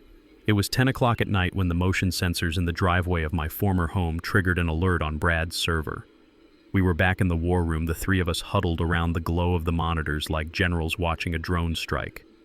I held a cup of coffee that had gone cold an hour ago, my eyes fixed on the screen. The feed from the exterior camera showed a beat-up sedan screeching into the driveway, hopping the curb and crushing the azaleas I had planted 10 years ago. The driver's door flew open and Ray Miller stumbled out. He looked different than he had in the bar 2 nights ago. The slick, confident grifter was gone. In his place was a man unraveling at the seams. His shirt was untucked, his hair wild, and he moved with the jerky, frantic energy of a man whose chemical courage was turning into chemical paranoia. He did not knock. He pounded on the heavy oak door with both fists, screaming something the microphone picked up as a garbled roar. Brad reached for his phone. I did not have to tell him what to do. He dialed 911, his voice calm and professional. "Yes, I would like to report a violent disturbance at 4200 Oak Street. A man is attempting to break down the door. He appears armed and under the influence." "Yes, there are children inside." Brad hung up and looked at me. "The police response time in that neighborhood is less than 7 minutes. 7 minutes, I said, watching Ray kick the door. A lot of damage can happen in 7 minutes. On the screen, the door opened. Vanessa stood there wearing a silk robe, looking terrified. She tried to block the entrance, but Ray shoved past her, nearly knocking her into the foyer table. "Switch to camera 1, I commanded. The view changed to the living room. The room was perfectly staged the way Vanessa always kept it, like a museum exhibit rather than a home. Dante and Darius were sitting on the couch playing video games, their faces illuminated by the blue light of the television. They looked up startled as their biological father stormed into the room like a hurricane of cheap liquor and bad intentions. "Where is it?" Ray screamed, spinning around to face Vanessa. "Where is my money?" Vanessa closed the door and ran after him, trying to hush him. "Ray, please, not now. The boys are here. Keep your voice down." "I do not care about the boys," Ray yelled, grabbing a crystal vase from the mantel, a vase I had bought in Prague, and hurling it against the wall. It shattered with a sound like a gunshot. "I want my cut, Vanessa. You said if I signed the papers, if I played the part, I would get 50,000 cash up front." Vanessa was shaking. Her hands were fluttering in the air, trying to calm a rabid dog with gestures. "I cannot get it yet, Ray. The accounts are frozen." The old man locked everything down. "I told you we have to wait for the court hearing." Ray laughed, a high, manic sound that made the hair on my arms stand up. "Wait. I cannot wait. I owe people money. Vanessa. Serious people. They are not going to wait for a judge to bang a gavel." He marched over to the entertainment center. He grabbed the PlayStation console the twins had been using and ripped the cords out of the wall. "Hey," Dante shouted, jumping up. "That is mine." Ray turned on him. The boy, my boy I had thought for 18 years, towered over Ray. Dante was 6'2", a linebacker, strong and athletic, but he shrank back when he saw the look in Ray's eyes. It was the look of a man who had nothing left to lose. "Sit down," Ray roared, advancing on Dante. "You think you are tough. You think you are a man. You are nothing. You are a prop." Dante looked at his mother, confusion and fear warring on his face. "Mom, what is he talking about? Why is he acting like this?" This was the cool dad. This was the rebel. This was the man they had chosen over me because I was too boring, too strict, too old. Now they were seeing the reality of their choice. They were seeing the difference between a father who builds a foundation and a donor who burns the house down. "Ray, stop it!" Vanessa screamed, grabbing his arm. "You are scaring them! Get off me!" Ray shoved her. Vanessa stumbled back and fell onto the sofa next to Darius. Darius didn't move. He was frozen, staring at Ray with wide, terrified eyes. Ray turned back to Vanessa. "You promised me $1 million, he spat, pacing the room like a caged tiger. "You said, help me get rid of the old N-word, help me get the kids to sign the papers and we will be rich. Well, I did my part. I signed the birth certificates. I played the long-lost daddy. Now pay me." The racial slur hung in the air, ugly and sharp. I saw Dante flinch. I saw Darius look down at his hands. They had grown up black men in a white world protected by my money and my status. Now they were hearing what their biological father really thought of the man who raised them. "I do not have it," Vanessa wailed. "I told you he knows Ray, he knows about us, he knows about Georgia." Ray stopped pacing. He stared at her, his chest heaving. "He knows." He handed my lawyer an envelope. Vanessa sobbed. "He knows everything. He is going to ruin us."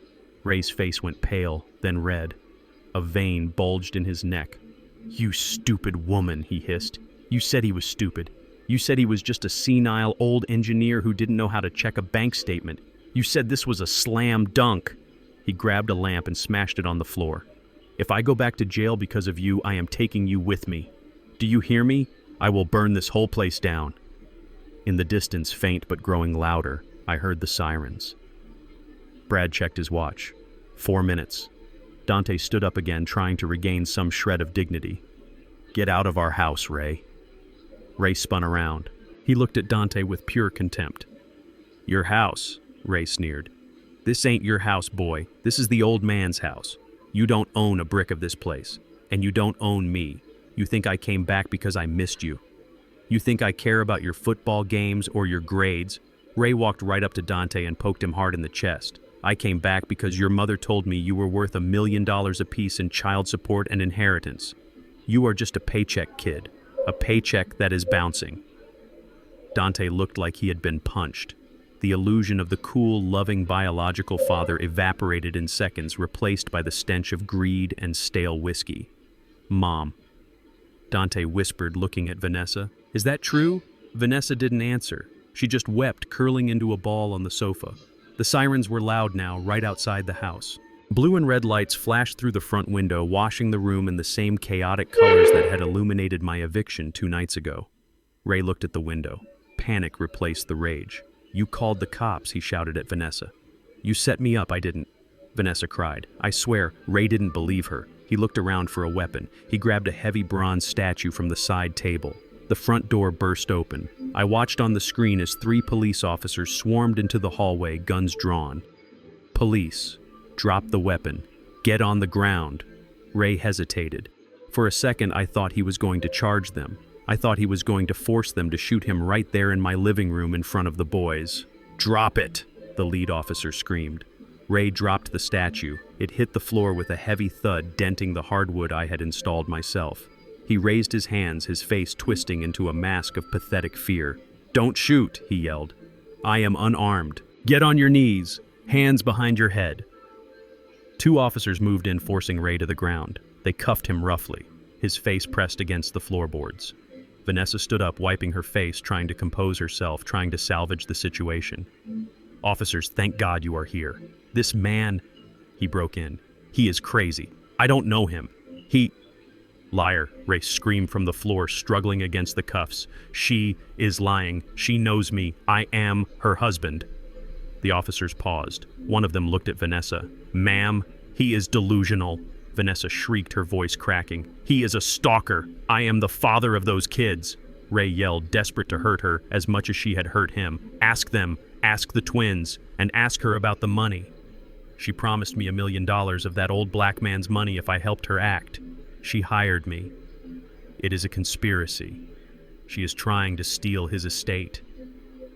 The room went silent. The police officer looked at Ray, then at Vanessa, then at the twins.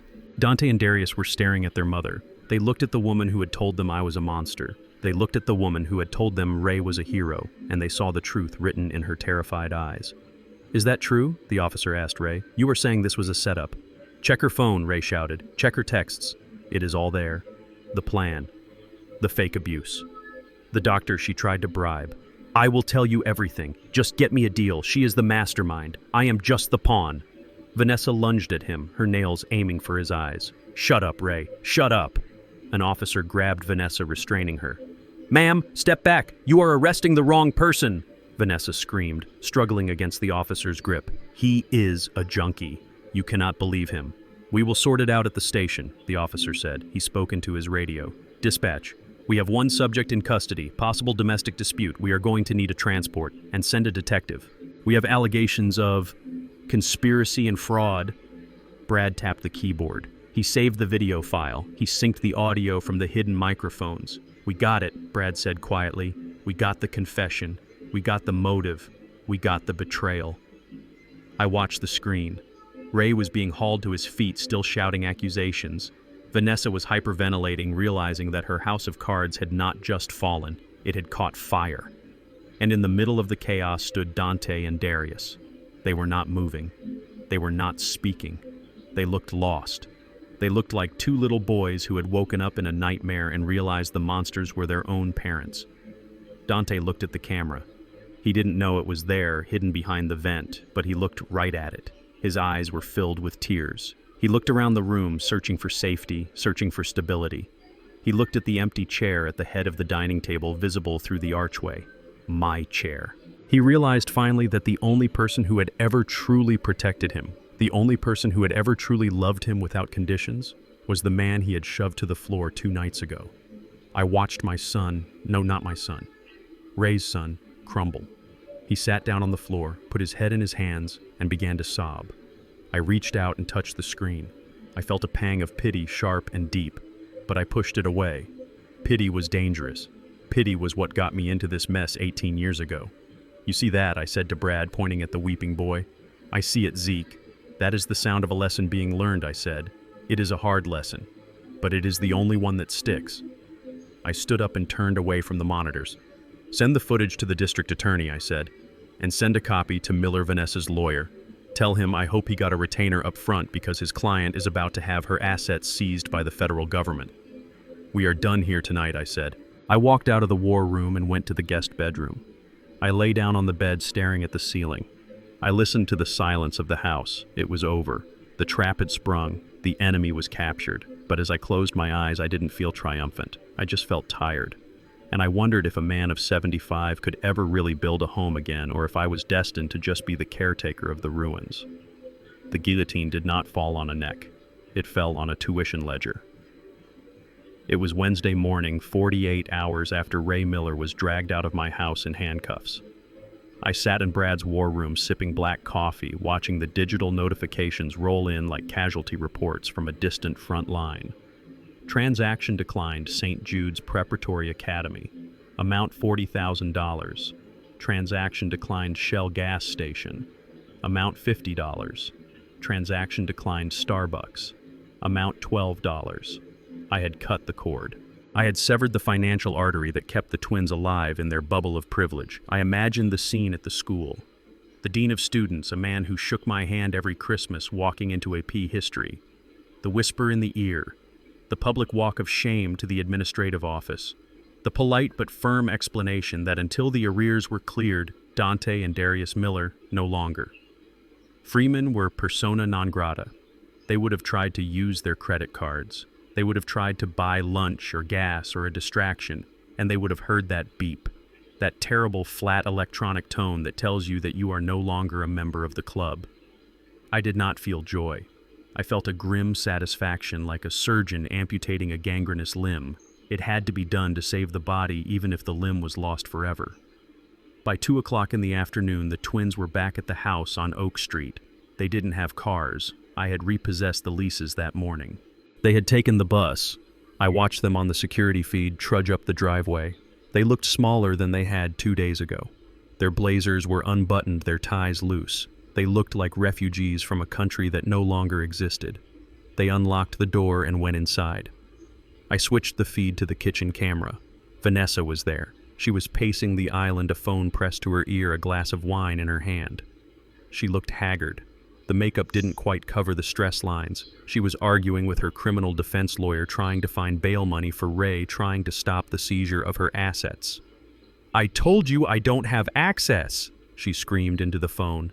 The old man froze. Everything. "You have to do something, sell the jewelry. I don't care." Dante and Darius walked into the kitchen. They threw their backpacks on the floor. The sound made Vanessa jump. She spun around, her eyes wild. "What are you doing here?" she snapped, lowering the phone. "Why aren't you at school? They kicked us out," Dante said, his voice flat. "They said the tuition check bounced. They said we can't come back until it is paid." Vanessa let out a screech of frustration. She hung up the phone and slammed it onto the granite counter. "Great," she muttered. "Just great. That is one more thing I have to deal with," Mom, Darius said, stepping forward. His voice was trembling. "My card didn't work. I couldn't buy lunch. We are hungry." Vanessa looked at them. For 18 years she had pampered them. She had bought them whatever they wanted to keep them on her side, to use them as anchors to keep me tethered. But now the anchors were dragging her down. Now that I was gone, now that the money was gone, the mask of the loving mother was slipping. She looked at these 2 6-foot-tall young men, and she didn't see her sons. She saw 2 more mouths to feed. She saw 2 more problems she couldn't afford. Hungry, she laughed a shrill, hysterical sound. "You are hungry. I am facing 20 years in prison. Ray is in jail. The FBI is seizing my accounts. And you are whining about lunch." "Mom, we need gas money," Dante said, ignoring her outburst. "We need to get back to school tomorrow. You have to fix this." "Fix it," Vanessa shouted. She grabbed a ceramic bowl from the counter and hurled it into the sink. It shattered. "Fix it yourself. You are 18. You are men. You wanted to be Millers. Well, welcome to the Miller lifestyle. It means you are broke." She advanced on them, poking Dante in the chest with a manicured fingernail. "You are useless," she hissed. "Both of you. I spent 18 years pretending to be a mother, pretending to care about your football games and your stupid grades, all so we could get the payout. And now you are nothing but dead weight." Darius stepped back, his eyes wide with shock. "Mom, you don't mean that." "Don't I?" Vanessa sneered. She walked over to the refrigerator and yanked it open. It was mostly empty. The delivery service had been canceled too. "Look at this," she yelled. "No food, no money. And do you know why? Because you couldn't keep your mouth shut. You had to shove him. You had to make him angry. If you had just played the game a little longer, we would have the inheritance." She slammed the fridge door. "If you want money, get a job," she spat. "Go flip burgers. Go dig ditches. I don't care. But don't you dare ask me for a dime. I need every cent I can scrape together to stay out of prison." She stormed out of the kitchen, grabbing a bottle of wine as she went. "Get out of my face," she screamed over her shoulder. "If you aren't bringing money into this house, you are taking up space." The twins stood in the silence of the kitchen. The hum of the refrigerator was the only sound. They looked at each other. The shock was absolute. The woman who had told them they were princes, who had told them they were better than me, had just looked them in the eye and called them parasites. Dante sank onto a bar stool. He put his head in his hands. Darius looked around the room as if seeing it for the first time. He looked at the expensive appliances, the marble countertops, the trappings of a wealth they had never earned and now could not access. He walked over to the desk in the corner of the kitchen. This was Vanessa's command center, where she paid bills and organized her social calendar. He started opening drawers, looking for cash, looking for anything. "What are you doing?" Dante asked dully. "Looking for money," Darius said. "She keeps emergency cash in here." He pulled out a stack of papers. No cash, just bills, final notices, threatening letters from lawyers, and at the bottom of the stack, a leather-bound notebook. Darius opened it. It was Vanessa's journal. She had always been diligent about writing. She said it helped her center herself. Darius started reading. He froze. "What is it?" Dante asked. Darius didn't answer. He just kept reading, his face turning an ashy gray. He walked over to Dante and placed the book on the counter. "Read this," Darius whispered. I zoomed in with the camera, but I couldn't read the text. I didn't need to. I knew Vanessa. I knew what was in her heart. Dante read aloud, his voice shaking. "November 10th, 2 days before the birthday. I can't wait until this is over. I am so sick of playing the doting mother. These boys are exhausting. They are loud, entitled, and stupid, just like Ray. As soon as the old man kicks the bucket and the money transfers, I am shipping them off. Maybe military school. Maybe just kick them out. I don't care. I want to live in Paris alone. They are heavy luggage. I am cutting them loose the second the check clears." Dante stopped reading. He stared at the page. The handwriting was unmistakable. It was his mother's loop, elegant script. "Heavy luggage," Dante whispered. "That is what we are. Luggage." He looked at Darius. They shared a look of profound, earth-shattering realization. It was the look of two people who realize the ground they have been standing on is actually a trap door, Dad Darius said. The word felt strange in the air. "Not Ray. Zeke." Dante nodded slowly. "Dad, he was the one. He was the one who came to the games. He was the one who checked the homework. He was the one who put the money in the college fund. And we assaulted him." Darius said, tears welling in his eyes. "We disowned him. We chose the people who hate us over the person who loved us." They stood there for a long time. The silence in the house was heavy, suffocating. They realized they were alone, truly alone. The mother they worshipped was a monster. The biological father they idolized was a felon. And the father they rejected was gone. "Let's go," Dante said, standing up, where Darius asked. "To apologize," Dante said. "To beg. It is the only chance we have." They grabbed their backpacks. They didn't take anything else. They walked out of the house, leaving the door unlocked, leaving the shattered bowl in the sink. They walked back out into the cold afternoon. I watched them go. I turned off the monitor. I sat in the darkness of Brad's study. My heart was a stone in my chest. I wanted to feel vindicated. I wanted to feel triumphant. But all I felt was a deep, aching sadness for the time that was lost and the innocence that had been slaughtered. An hour later, the intercom at Keisha's gate buzzed. Brad looked at the monitor. "It is them, Zeke. They are at the gate. It is raining again. They are soaking wet." I looked at the screen. Dante and Darius were standing in the rain, shivering. They looked like lost children. They looked like the boys I had raised. "Please," I heard Dante's voice over the speaker. "Please let us in. We need to talk to Dad. We need to see Zeke." "Please, we are sorry. We read the journal. We know everything. We are sorry." Keisha looked at me. Her eyes were red. "Daddy." I stood up. My hip hurt. My heart hurt. I walked to the intercom panel on the wall. I pressed the button. They could not see me, but I could see them. I could see the hope in their eyes when the speaker crackled to life. "Dad," Dante asked, his voice breaking. "Is that you? Dad, please open the gate." We have nowhere to go. Mom, she hates us. Ray is crazy. You were right. You were right about everything. I took a deep breath. I thought about the 18 years. I thought about the birthday parties. I thought about the pride I felt when they learned to walk. But then I thought about the court papers. I thought about the restraining order. I thought about the signature on the document disavowing me. They were 18. They were men, and men have to live with their choices. I leaned into the microphone. "Go home, boys," I said. My voice was not angry. It was just final. "Dad, please," Darius cried. "We are sorry." "You are not my sons," I said. "You signed the papers. You made the choice. You wanted to be Millers. Go be Millers." "But we have no money," Dante yelled. "We have no food." "Then work," I said, "like I did, like your grandfather did. Build something, earn it." "Dad, don't do this. I am not your father," I said. "And you are not my children. You are strangers who broke into my house and assaulted me." I looked at their wet faces on the screen. I felt a tear roll down my own cheek, but my voice did not waver. "Trust is a mirror, boys," I said. "Once it is broken, you can glue it back together, but you will always see the cracks. And I do not want to look at my reflection in a cracked mirror for the rest of my life." I released the button. Zeke Dante screamed, "Open the gate!" I turned away from the panel. I walked back to my chair.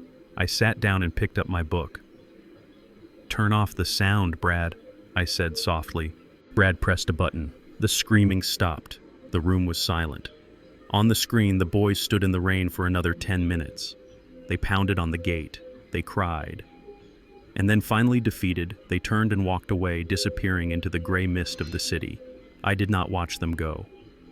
I stared at the page of my book, the words swimming before my eyes. I had scorched the earth. I had destroyed the enemy. But as I sat there in the silence, I realized that when you burn down a house to kill the termites, you still end up standing in the ashes. The courtroom was a theater of mahogany and silence, a stage set for the final act of a tragedy that had been running for 18 years.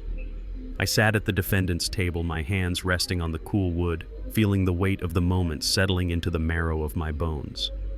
I wore my best suit, a charcoal gray three-piece that I had bought in London 10 years ago. I did not look like the confused, shuffling old man I had portrayed at the preliminary hearing. Today, I looked like Isaiah Freeman. I looked like the man who built bridges across rivers that people said could not be spanned. I looked like a man who knew exactly where the load-bearing walls were and exactly how to bring them down. Vanessa sat across the aisle. She had dressed for the part of the grieving, long-suffering wife.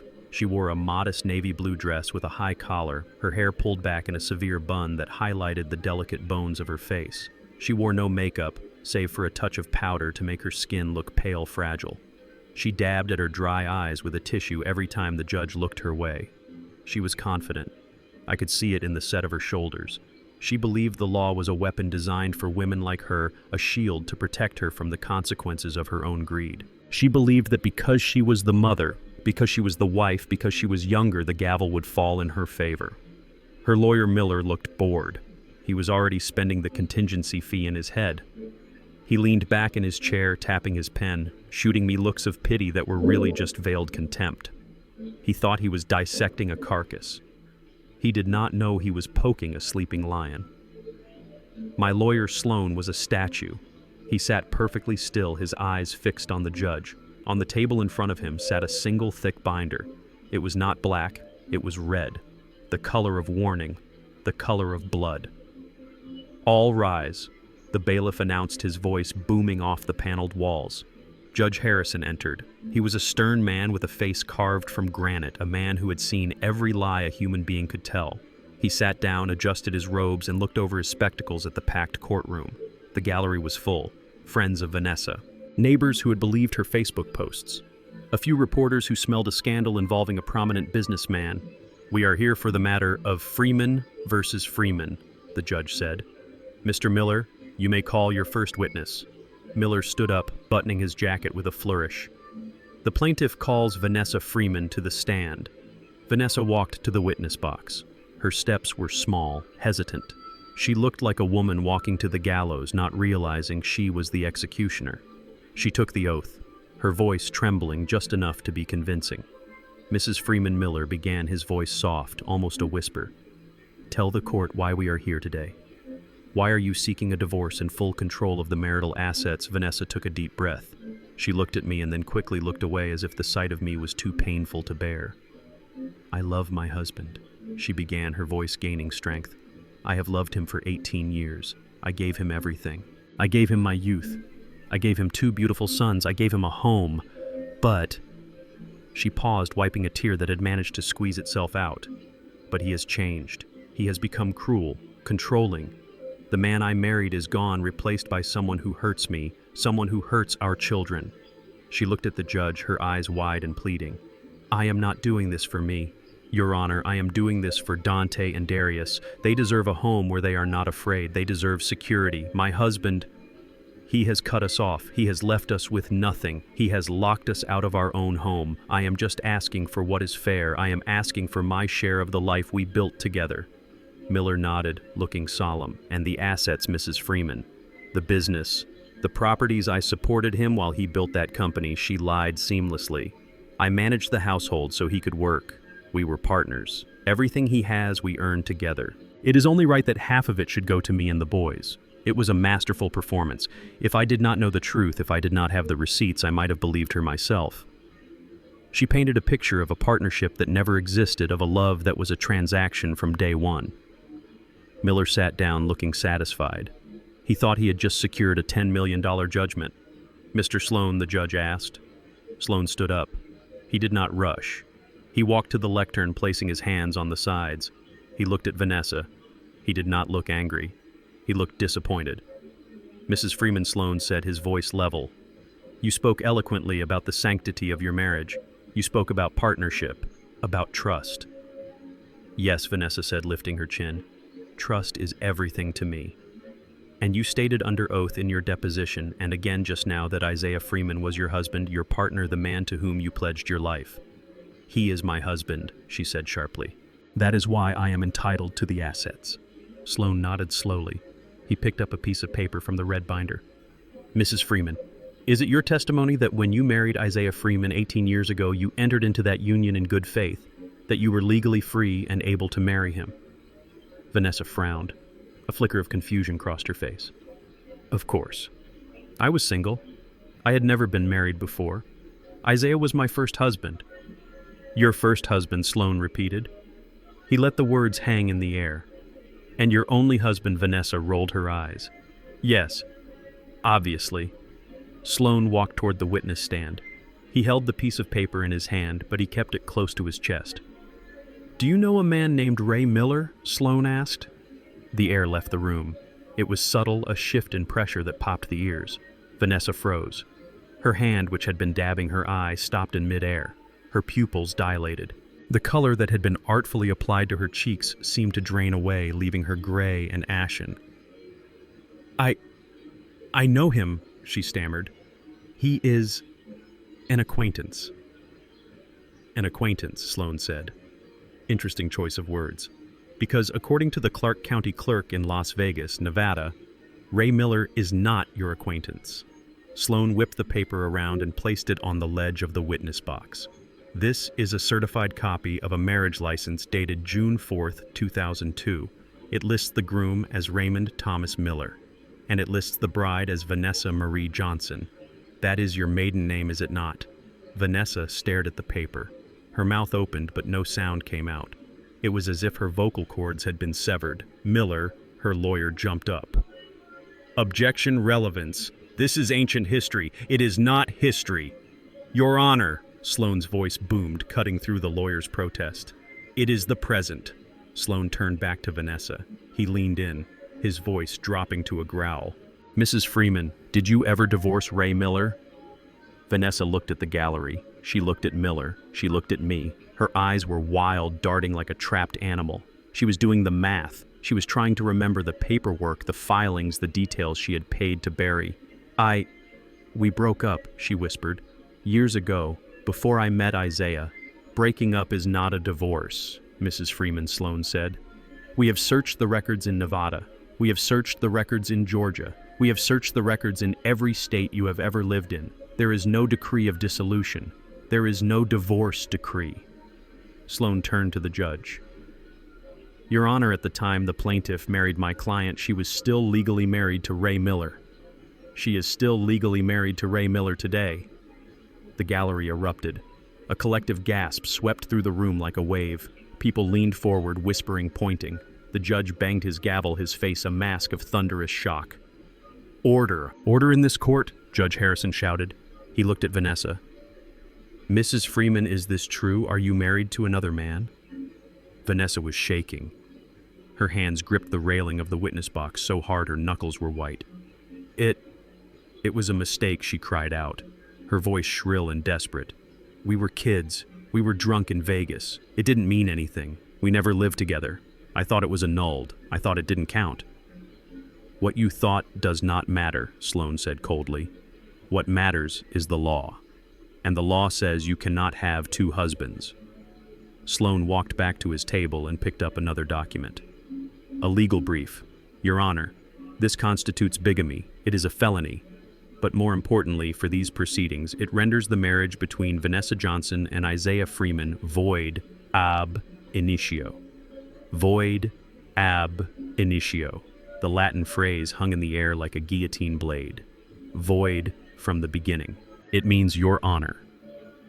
Sloan continued looking at Vanessa with a mixture of pity and disgust that legally this marriage never happened. There is no marital estate. There is no community property. There are no assets to divide. Vanessa let out a scream. It wasn't a scream of sorrow. It was a scream of a woman watching $10 million burn to ash in front of her eyes. No, she shrieked, standing up in the witness box.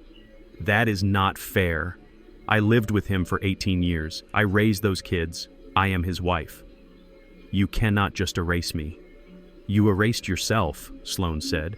You committed fraud. You entered into a contract under false pretenses. You have no claim to Isaiah Freeman's property because you were never Isaiah Freeman's wife. You were just his mistress. Miller, the lawyer, slumped into his chair.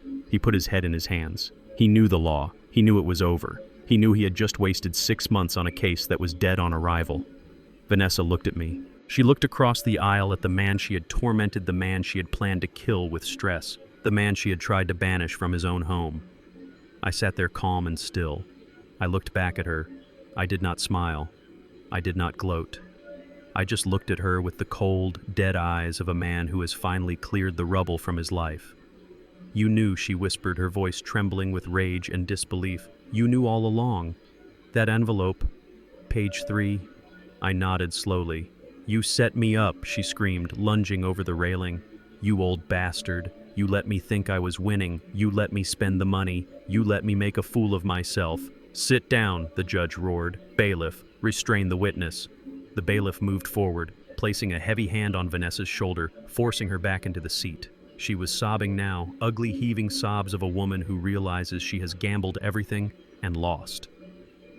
Your Honor, Sloan said, his voice cutting through the chaos. Since there is no marriage, there is no divorce case. We move to dismiss all claims for alimony, asset division, and spousal support with prejudice.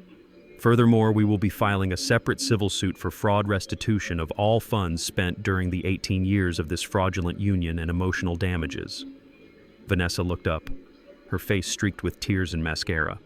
Restitution, she choked out. Every penny, Vanessa, I said. I spoke for the first time. My voice was low, but in the silence of the stunned courtroom, it carried to the back row. I want every penny back. The cars, the clothes, the jewelry, the tuition, the house. It was never yours. You were a guest in my life, a guest who overstayed her welcome. Judge Harrison looked at the papers. He looked at the marriage license. He looked at Vanessa. Motion to dismiss is granted, the judge said, his gavel coming down with a finality that shook the floor. The marriage is declared void. The temporary support orders are vacated immediately. Mrs. Freeman, or rather Mrs. Miller, you are ordered to vacate the property on Oak Street by 5:00 p.m. today. Vanessa looked at me. Her eyes were empty holes. The entitlement was gone. The arrogance was gone. All that was left was the hollow realization of total ruin. But the boys, she whispered. You can't leave the boys with nothing. They are your sons. Sloan cleared his throat. He looked at the judge. Your Honor, there is one more matter regarding the children. I looked at Vanessa. I saw the flicker of hope in her eyes. She thought she still had one card to play. She thought she could use the twins as leverage. She thought paternity would save her. She didn't know about the second envelope in the red binder. She didn't know about Ray's deposition. She didn't know that the destruction had only just begun. Not today, I whispered to myself. Let her sit with this. Let her sit in the ashes of her marriage for a day before I take the children too. Sloan closed the binder. We will address the matter of paternity in a separate filing, Your Honor. For today, we are done. I stood up. I buttoned my jacket. I picked up my cane. I walked toward the exit. Vanessa was still sitting in the witness box, frozen, staring at the space where her future used to be. Miller was packing his bag, avoiding her gaze. The gallery was buzzing, the sound of 100 people witnessing a public execution. I walked out of the courtroom into the bright hallway. I took a deep breath. The air tasted sweet. It tasted like justice. I checked my phone. There was a message from Brad. Ray is in custody. He just gave the DA everything. I smiled. The foundation was gone. The walls had fallen. Now all that was left was to sweep up the debris. The courtroom vibrated with the aftershock of the gavel. Void ab initio. The Latin phrase hung in the air like smoke from a controlled demolition. It meant that legally the marriage had never existed. It meant that for 18 years I had been cohabiting with a stranger. It meant Vanessa had no claim to my house, my pension, or the company I built from the ground up. But the war was not over. Vanessa was cornered, and a cornered animal does not surrender. It attacks the softest target available. I saw her lean in to whisper to Miller. Her face was pale, stripped of the arrogant glow she had worn just an hour ago, but her eyes were hard. She was playing her last card. Miller stood up. He looked tired. He looked like a man who realized his contingency fee had just evaporated, but he had a professional obligation to go down with the ship. Your Honor, Miller said, his voice lacking its previous boom. While the court has ruled on the validity of the marriage, there remains the issue of the children, Dante and Darius Freeman. He gestured to the empty air where the twins would have been if they hadn't been banned from the courthouse for their own protection. Mr. Freeman has acted in loco parentis for 18 years, Miller argued, finding his rhythm. He is the only father they have ever known. He signed their birth certificates. He raised them. Regardless of the biological reality or the marital status, he has assumed the role of father. We move for full child support retroactive to the filing date and continued maintenance for their education and lifestyle. These boys are innocent victims, Your Honor. They should not be punished for the sins of the mother. It was a good argument. In a normal world, it might have worked. It relied on the idea that I was a man of honor who would not abandon children I had raised. But Miller did not know about the document in my pocket. He did not know about the scene in the school parking lot. Sloan did not even stand up fully. He just leaned into the microphone. Your Honor, Sloan said, his voice dry. The plaintiff speaks of fatherhood. He speaks of obligations. Sloan opened the red binder again.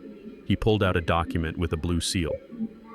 We agree that the truth is the only currency that matters in this court, Sloan said. And the truth is that my client has supported these young men for 18 years based on a fraudulent representation of paternity. Vanessa sat up straighter. He is their father, she shouted from her seat. In every way that matters. Is he? Sloan asked. He held up the document. This is a DNA paternity test conducted pursuant to the court order granted 48 hours ago. The samples were collected from Dante and Darius Miller, formerly Freeman. Miller jumped up. Objection. My client never consented to a DNA test for the children. The children are 18, Mr. Miller. Sloan cut him off, his voice sharpening to a razor edge. They are adults. They consented. In fact, they were quite eager to provide samples. They believed it would prove their claim to the estate. Sloan walked the document to the bailiff. The results are conclusive, Your Honor. The probability of paternity is 0%. Isaiah Freeman is excluded as the biological father of Dante and Darius. The judge took the document. He adjusted his glasses. He read it once, then looked up at me. His expression was unreadable, a mask of judicial neutrality cracking under the weight of the deception. Mrs. Freeman, or rather Mrs. Johnson, the judge said, looking at Vanessa. Did you know this? Vanessa froze. Her mouth opened and closed. She looked at Miller, who was staring at his shoes. I thought, she stammered. It was a possibility, but Isaiah, he accepted them. He accepted them because you told him they were his, Sloan roared. It was the first time he had raised his voice in the entire trial, and it cracked through the room like a whip. You lied to him about the pregnancy. You lied to him about the conception. You committed paternity fraud for 18 years to secure a lifestyle. He owes them, Miller squeaked, trying to salvage something. He raised them. He owes them nothing, Sloan said, his voice dropping to a deadly calm. Because the fraud vitiates the consent. He did not agree to raise another man's children. He was tricked into it. And since the marriage is void and there is no biological link, there is no legal obligation. The gravy train has derailed Mr. Miller. The tracks are gone. Vanessa let out a wail. It wasn't a cry of heartbreak. It was the sound of a vault door slamming shut. It wasn't supposed to be like this. I did it for them. I wanted them to have a good life. Did you? Sloan asked. He walked over to the AV cart. Or did you do it for the payday? I did it because I loved him, she screamed, pointing a shaking finger at me. I loved Isaiah. The DNA doesn't matter. Sloan nodded. He pressed a button on the remote. The screen descended. If you loved him, Sloan said, then perhaps you can explain this. The lights dimmed. The video began to play. It was high definition. The audio was crisp. It showed Ray Miller sitting in a chair in a safe house holding a glass of water. He looked sober. He looked terrified. State your name, my voice said from off camera. Ray Miller. And your relationship to Vanessa Johnson. She is my wife. We married in Vegas in 2002. And the twins, they are my sons, biologically mine. The courtroom gasped, a collective intake of breath that sucked the oxygen out of the room. Vanessa put her hands over her ears, shaking her head violently. Tell us the plan, Ray, my voice commanded on the tape.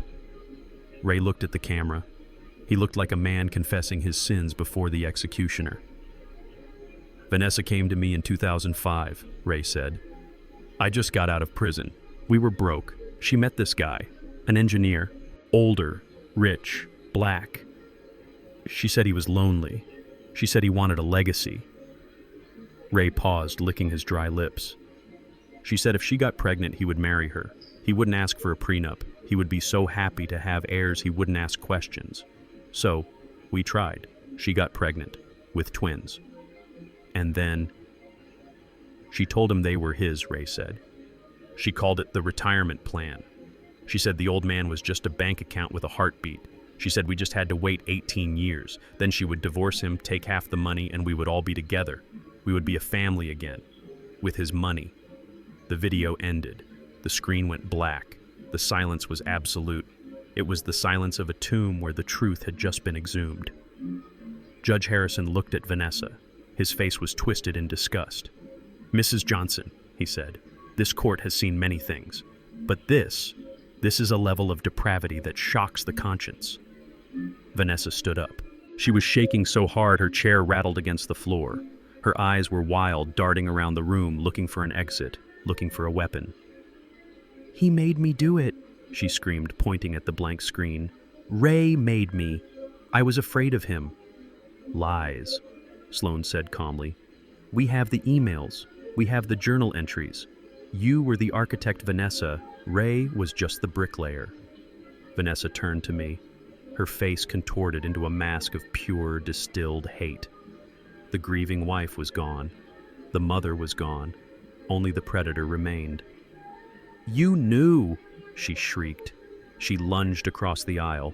She threw herself over the barrier separating the tables, her hands clawing for my face. You knew all along, you old bastard. You let me play this game. You let me think I was winning. You gaffed me. Bailiffs rushed forward. They grabbed her arms. She kicked and screamed, her designer shoes flying off her hair, coming loose from its severe bun. You tricked me. She yelled, spit flying from her mouth. You watched me. You recorded me. You are the monster. You set me up. Restrain the witness, Judge Harrison shouted, banging his gavel. I stood up. I watched the woman I had slept next to for 18 years being wrestled back by two large men. She was panting, her chest heaving, her eyes locked on mine. I signaled for the bailiffs to wait. I looked at the judge. "May I speak your honor?" I asked. The judge nodded. "Briefly, Mr. Freeman." I walked around the table. I stood in the open space between us. I leaned on my cane, not for support, but to ground myself. I looked into her eyes. I saw the fear, I saw the rage, but mostly I saw the hollowness. "I did not know all along, Vanessa," I said. My voice was quiet, but it carried to every corner of the room. "For 18 years I believed you. I believed in us. I woke up every morning and thanked God for giving me a family. I overlooked the spending. I overlooked the coldness. I told myself that love was enough to bridge the gap." I took a step closer. I waited, Vanessa. I waited for 18 years. I waited for the day you would look at me and see a husband, not a mark. I waited for the day you would look at those boys and see sons, not lottery tickets. I waited for you to become a decent person. I shook my head slowly. But you didn't. You chose to be a devil. You chose to sell your soul for a lifestyle you didn't earn. And you chose to sell my heart for parts. You ruined my life. She sobbed, struggling against the guards. "No," I said. "I just turned on the lights. You are the one who hates what she sees in the mirror." I turned my back on her. I walked back to my table. "I am done, Your Honor," I said. "Get her out of here," the judge ordered. The bailiffs dragged Vanessa out of the courtroom. Her screams echoed down the hallway, a fading siren song of greed and regret. I sat down next to Sloan. He closed the red binder. "It is over, Zeke," he whispered. I looked at the empty witness stand. I looked at the stunned faces in the gallery. I looked at Miller, who was packing his briefcase with the speed of a man fleeing a burning building. It was not over. Not yet. There was still the matter of the house. There was still the matter of the boys. But the foundation was gone. The walls had fallen. The roof had collapsed. And for the first time in 18 years, I could see the sky. The gavel struck the sounding block not with a bang, but with the dull, heavy thud of a coffin lid falling into place. The sound resonated in the hollow of my chest, vibrating against the ribs that had shielded a broken heart for too long. Judge Harrison did not look at Vanessa. He did not look at her lawyer Miller, who was slumped in his chair like a marionette whose strings had been cut. He looked at the paperwork before him, his face a mask of judicial fury contained by centuries of precedent. In the matter of Freeman versus Freeman, the judge began, his voice low and gravelly, filling the silent courtroom. This court finds that the plaintiff Vanessa Johnson entered into a marriage contract with the defendant Isaiah Freeman while fully cognizant of a pre-existing and undissolved legal union with one Raymond Miller. Vanessa let out a whimper, a small, wounded sound that was swallowed by the enormity of the room. She was gripping the table, her knuckles white, her expensive manicure digging into the wood. Therefore, the judge continued, relentless as a tide. This court declares the marriage between Isaiah Freeman and Vanessa Johnson void ab initio. It is a nullity. In the eyes of the law, it never existed. There is no marital estate. There is no community property. There is no spousal support. Miller tried to stand, perhaps out of habit, perhaps out of a last shred of professional dignity, to object, but he sank back down. He knew there was nothing to say. The video of Ray Miller confessing to the conspiracy was still burned into the retinas of everyone in the room. However, the judge said, raising his eyes to look directly at Vanessa, "This court cannot ignore the egregious nature of the fraud perpetrated here. This was not a simple clerical error. This was a calculated, decades-long enterprise designed to defraud Mr. Freeman of his assets, his emotional labor, and his life." Vanessa was shaking her head, muttering to herself. No, it was love. It was love." The judge ignored her. Based on the evidence presented, specifically the financial records detailing the misappropriation of funds, the fraudulent credit lines, and the systematic looting of Mr. Freeman's accounts under the guise of a marital partnership that did not exist, this court is taking extraordinary measures. He turned a page in his file. Since there was no marriage, Vanessa Johnson had no legal right to access Mr. Freeman's funds for her personal benefit, nor for the benefit of her biological children with Mr. Miller. Every dollar spent was theft. Every check written was fraud. Vanessa looked up, her eyes wide with a new kind of terror. It was the terror of a person who realizes that zero is not the bottom. You can go lower than zero. You can go into the negative. "I am ordering full restitution," the judge declared. "Mrs. Johnson is hereby ordered to repay the sum of $5,200,000 to Isaiah Freeman. This figure represents the estimated cost of lifestyle housing, unauthorized transfers, and legal fees incurred over the last 18 years. A lien is hereby placed on any and all assets currently held in her name or held in trust for her effective immediately. $5 million. The number hung in the air, heavy and suffocating. It was an impossible sum. It was a life sentence of debt. It meant she would never own anything again. It meant she would never open a bank account, buy a car, or sign a lease without my name shadowing her demanding what was mine. Furthermore, the judge said, his voice dropping an octave, becoming colder, this court is referring this matter to the district attorney office for immediate criminal prosecution. The charges recommended include bigamy, grand larceny, identity theft, and conspiracy to commit fraud. The bailiff moved away from the wall. The doors at the back of the courtroom opened. Vanessa stood up, her chair scraping violently against the floor. "No," she screamed, the sound tearing her throat. "You cannot do this. I am a mother. I have children." The judge banged the gavel again. "Proceed, officers." 2 uniformed officers entered the courtroom. They were not alone. Behind them, flanked by a detective in a cheap suit, walked Betty, my mother-in-law, or rather, the woman who had played that role. She wasn't wearing her fur coat today. She was wearing a tracksuit, her hair messy, her face gray with the ash of defeat. She had been waiting in the hallway, perhaps hoping to testify, perhaps hoping to salvage something. Instead, she had walked right into the net. Mom Vanessa gasped. Betty looked at her daughter. She didn't offer comfort. She looked at Vanessa with the eyes of a drowning woman looking for a buoy. "They know, Vanessa," Betty croaked. "They know about the gambling. They know about the adoption agency in Georgia. They know everything." The officers moved efficiently. They were not gentle. They did not care about the designer clothes or the social standing these women thought they possessed. One officer grabbed Vanessa's wrist, twisting it behind her back. The click of the handcuffs was loud, mechanical, and final. It was the sound of a steel door slamming shut. "Ow, you are hurting me," Vanessa shrieked. She looked at me.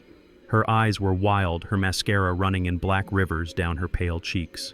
"Isaiah," she screamed, "Isaiah. Please, tell them to stop. I spent 18 years with you. I cooked your meals. I warmed your bed. Does that mean nothing?" I looked at her. I sat comfortably in my chair, my hands resting on the head of my cane. I looked at the woman who had planned to stop my heart with stress. I looked at the woman who had taught another man's sons to hate me. "It means nothing, Vanessa," I said softly, though I knew she couldn't hear me over her own screaming. It was a transaction, and the check bounced. The other officer handcuffed Betty. The older woman didn't scream. She just slumped her legs, giving out, forcing the officer to hold her up. She looked at me, and for a second, our eyes met. I saw the recognition of total defeat. She had played the game for 40 years, selling babies, running cons, gambling with other people's money, and she had finally bet against the house and lost. As they dragged Vanessa toward the aisle, she began to thrash. She was losing control, her dignity evaporating like steam. "Dante, Darius," she yelled, looking toward the back of the courtroom. "Help me! Tell them we are a family." I turned in my seat. I hadn't realized they were there. I had thought they were banned, but they must have slipped in during the chaos, sitting in the back row, hidden by the crowd. Dante and Darius, my boys. No Ray's boys. They were sitting side by side, dressed in jeans and hoodies, looking small and young. They watched their mother being manhandled by the police. They watched her face contorted in an ugly mask of greed and fear. They heard the judge call her a thief and a fraud. They looked at her, and then they looked at me. I met their gaze. I didn't look away. I let them see the man they had rejected.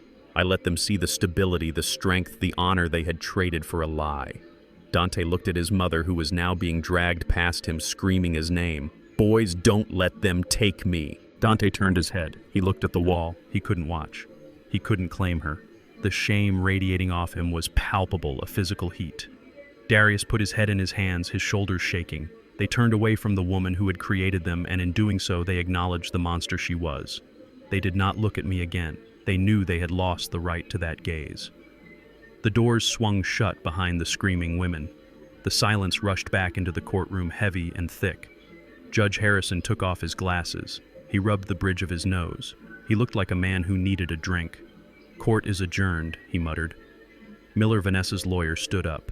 He packed his briefcase in record time. He didn't look at me. He didn't look at Sloan. He practically ran for the exit, eager to distance himself from the radioactive fallout of his client's life. Sloan turned to me. He offered a small professional smile. "It is done, Zeke," he said. The lien is already being filed electronically. We will have the house back by tomorrow. The sheriff will execute the eviction notice on the twins tonight. I nodded. Good work, Sloan. I stood up. My hip was stiff, but I felt lighter than I had in 20 years. The parasite was gone. The weight was lifted. I walked down the aisle. I walked past the empty benches. I walked past the spot where Dante and Darius were still sitting, frozen in their misery. I stopped for a brief second. I could hear Darius sniffing. I could smell the cheap cologne Dante wore, the same smell that had been in my house the night he shoved me. I could have stopped. I could have put a hand on a shoulder. I could have offered a word of comfort, a bridge back to the life they had lost. The old Isaiah the father would have done that, but the engineer knew better. You do not build on a foundation that has already crumbled. You do not patch a wall that is riddled with rot. You tear it down. You clear the site, you walk away. I tightened my grip on my cane. I looked straight ahead at the double doors leading to the street, to the sunlight, to the rest of my life. I started walking. The tap of my cane on the floor was steady, rhythmic, the sound of a man moving forward. I did not look left. I did not look right. And most importantly, I did not look back. I pushed open the doors and stepped out into the city I had built. The air was cold and clean. I was 75 years old. I was alone. And I was free. The morning sun sat low over the water, painting the surface of the lake in ripples of burnt orange and gold. It was quiet here. The only sounds were the rhythmic lap of the water against the dock and the occasional cry of a heron taking flight from the reeds. I sat in a folding chair at the end of the pier, a fishing rod in my hand, the line disappearing into the dark, cool depths. I wasn't really fishing. I didn't care if I caught anything. I was just breathing. For the first time in 18 years, I was breathing air that wasn't recycled through a ventilation system of lies. It had been a month since the gavel fell. A month since Vanessa was led away in handcuffs, screaming my name like a curse. A month since the house on Oak Street was put on the market, emptied of its ghosts. I was staying in the guest cottage on Keisha's property, a small, sturdy structure built of cedar and stone. It was simple. It was honest. It suited me. I heard the gravel crunch on the driveway long before I saw them. I didn't turn around. I knew who it was. I had been expecting this visit. It was the final loose thread, the last piece of debris that needed to be cleared before the site could be declared safe. Footsteps on the wooden planks of the dock. Hesitant. Heavy. The footsteps of men who were used to walking with swagger but were now learning to walk with shame. I kept my eyes on the bobber floating on the water. Dad, the voice was Dante's, It was smaller than I remembered. Thinner. I slowly reeled in the line. I set the rod down against the railing. I turned my chair around. They stood there, Dante and Darius. My sons. No Ray's sons. They looked like wrecks. Their designer clothes were gone, replaced by cheap denim and flannel that didn't fit quite right. They had lost weight. Their faces were gaunt, the baby fat of privilege melted away by 30 days of reality. They looked tired. They looked hungry, but mostly they looked like Ray. I saw it now clear as day. The set of the eyes, the weak curve of the mouth, the way they stood shifting their weight looking for an angle. It was biology screaming its truth, but layered over that biology were 18 years of my memories. I saw the scar on Darius's chin from when he fell off his bike. I saw the way Dante held his hands, a habit he picked up from watching me work. It was a cruel mosaic, a picture made of two irreconcilable halves. We didn't think you would see us, Darius said, his voice cracking. Aunt Keisha said we shouldn't come, but we had to. I looked at them. I didn't offer them a seat. I didn't offer them a drink. I just looked. What do you want? I asked. My voice was not angry. It was just tired. We want to come home, Dante said. He dropped to his knees on the hard wood of the dock. It was a theatrical gesture, something he must have seen in a movie or learned from his mother. Darius followed suit, kneeling beside his brother. We are sorry, Dad, Dante sobbed. We were stupid. We were brainwashed. Mom, she told us lies. She made us hate you. But we know now. We know she was the monster. Please, Dad. Darius pleaded, tears streaming down his face. Take us back. We don't have anywhere to go. We are sleeping in a shelter. We can't go to school. We have nothing. I looked at these two young men kneeling before me. Part of me, the part that had warmed bottles at 3 a.m, wanted to reach out. Wanted to pull them up, hug them, tell them it was going to be okay, that I could fix it. I had the money, I could write a check and make the pain go away. That is what I had done for 18 years. I had paved their road with gold so they would never stub their toes. But then I remembered the courtroom. I remembered the signature on the document disavowing me. I remembered the look of disgust on Dante's face when he shoved me to the floor. I remembered them choosing Ray because he was cool. They weren't here because they loved me. They were here because they were cold. They were here because the shelter was hard and the food was bad. They were here because the ATM was broken. "You call me Dad," I said softly. "But a month ago you signed a paper saying I was a stranger. You stood in a parking lot and told me you wanted me dead." "We didn't mean it," Dante cried. "We were confused." "You weren't confused, Dante," I said. "You were arrogant. You thought you had a better offer. You bet on the wrong horse, and now that you have lost, you want the safety net back." I reached into the pocket of my fishing vest. I pulled out 2 white envelopes. They were thick but not heavy. I stood up. My hip twinged, a permanent souvenir of their betrayal. I walked over to them. They looked up at me, hope flaring in their eyes. They thought this was it, the redemption, the check. I handed one envelope to Dante. I handed the other to Darius. "Take them," I said. They tore them open with trembling hands. They pulled out the contents. It wasn't a check for tuition. It wasn't a key to the house. It was a Greyhound bus ticket, one way, to Innocent, Nebraska, and 10 $100 bills. They stared at the money. They stared at the tickets. "What is this?" Darius whispered. "It is a start," I said. "It is more than I had when I was 18. It is more than your biological father ever gave you." "Dad," Dante started. "Stop," I said. The word was sharp like a whip crack. "Do not call me that. I am not your father. Your father is a man named Ray Miller. He is currently sitting in a cell in the county jail, awaiting trial for fraud. If you want a father, go visit him." I pointed to the envelopes in their hands. "That is $1,000. That is enough to get you to Nebraska, rent a room for a month, and buy some work boots. There are jobs there. Hard jobs. Construction, farming, jobs where nobody cares who your mother was or what kind of car you used to drive." "You are sending us away?" Darius asked, his voice full of disbelief. Like servants." "No," I said. "I am sending you away like men." I looked out at the lake. The sun was higher now, burning off the mist. "For 18 years, I crippled you," I said. "I gave you everything you wanted and nothing you needed. I taught you that money was a right, not a reward.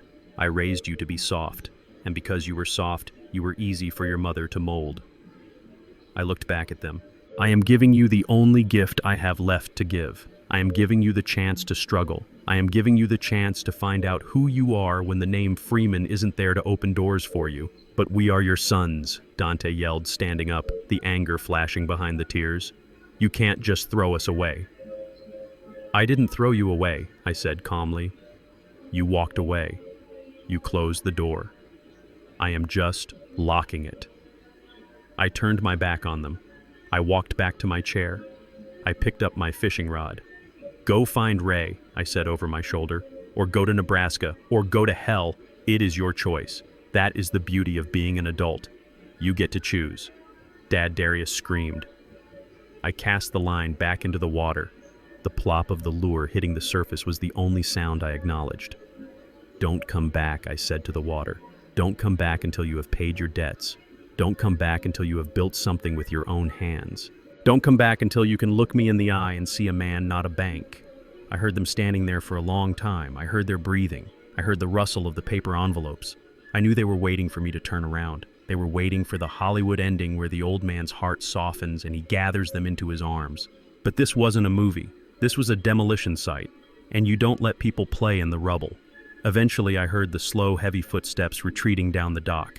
I heard the crunch of gravel as they walked back up the driveway. I heard the silence return to the lake. I sat there alone. My chest felt tight, a physical ache that radiated out to my fingertips. It was the hardest thing I had ever done. Harder than burying my first wife. Harder than building the skyscrapers. Harder than facing Ray in that bar. It was necessary cruelty. It was the only way to save them from themselves. If I took them back now, they would never learn. They would just learn that betrayal carries no cost. They would become Ray. They would become Vanessa. I had to break them to fix them. Or maybe they were just broken and I was just finally accepting that I couldn't put the pieces back together. I watched the bobber dance on the water. A fish was nibbling at the bait. I didn't reel it in. I just watched it. I was alone. I had no wife. I had no sons. I had a daughter who loved me, a son-in-law who respected me, and a fortune I had protected from the wolves. It was enough. It had to be enough. I took a deep breath of the clean, cold air. I was Isaiah Freeman. And I was finally, truly free. The for sale sign in the front yard of the house on Oak Street did not stay up for long. In this market, a custom-built colonial with a structural integrity rating of 100% is a rare find. I sold it to a young couple, a doctor and a teacher, who looked at the high ceilings and the crown molding and saw a future. I looked at the same walls and saw only the past, a museum of 18 years of deception. I walked through the empty rooms one last time before handing over the keys. The movers had taken everything. The furniture was gone. The art was gone. The echoes of Dante and Darius running down the hallway were gone, silenced by the fresh coat of paint I had ordered. I stood in the dining room looking at the spot on the floor where I had fallen, where my hip had slammed against the wood. The scratch was still there, faint but visible, a scar on the house, just like the ache in my joint was a scar on my body. I did not feel sentimental. I felt like a demolition expert walking away from a successful implosion. The dust had settled. The site was cleared. It was time to build something else. I drove away from Oak Street without looking in the rearview mirror. I drove to the courthouse one last time, not for a hearing, but to witness the conclusion of the paperwork. Sloan met me in the lobby. He looked grim but satisfied. "It is done, Zeke," he said, handing me a thick file. "The judgment is finalized, the liens are perfected, and the sentencing hearings are concluded." I opened the file, I read the numbers, I read the years. Vanessa Johnson, formerly Freeman, sentenced to 15 years in a federal penitentiary. The charges were a laundry list of greed wire fraud, bank fraud, identity theft, and bigamy. The judge had shown no mercy. He saw her not as a mother who made a mistake, but as a predator who had hunted a senior citizen for sport. Sloan told me about her final moments in court. She didn't scream this time. She didn't cry. She just sat there stunned, wearing the orange jumpsuit that stripped her of all her pretenses. The expensive makeup was gone, revealing the age she had tried so hard to hide. The designer clothes were gone, replaced by the uniform of the state. She looked small. She looked ordinary. She looked like exactly what she was, a grifter who had run out of road. 15 years. She would be nearly 60 when she got out. Her beauty, the currency she had traded on her entire life, would be gone. Her sons would be men in their 30s. The world would have moved on without her. She would rot in a cell, surrounded by women who didn't care about her social standing or her plans for Paris. She would have a lot of time to think about the $3 million she stole and the man she underestimated. Betty didn't even make it to trial. My mother-in-law, the architect of my misery, the woman who had taught her daughter how to paint bruises and fake tears, died 3 days after her arrest. Brad told me the news. She was in the detention center holding cell waiting for her arraignment.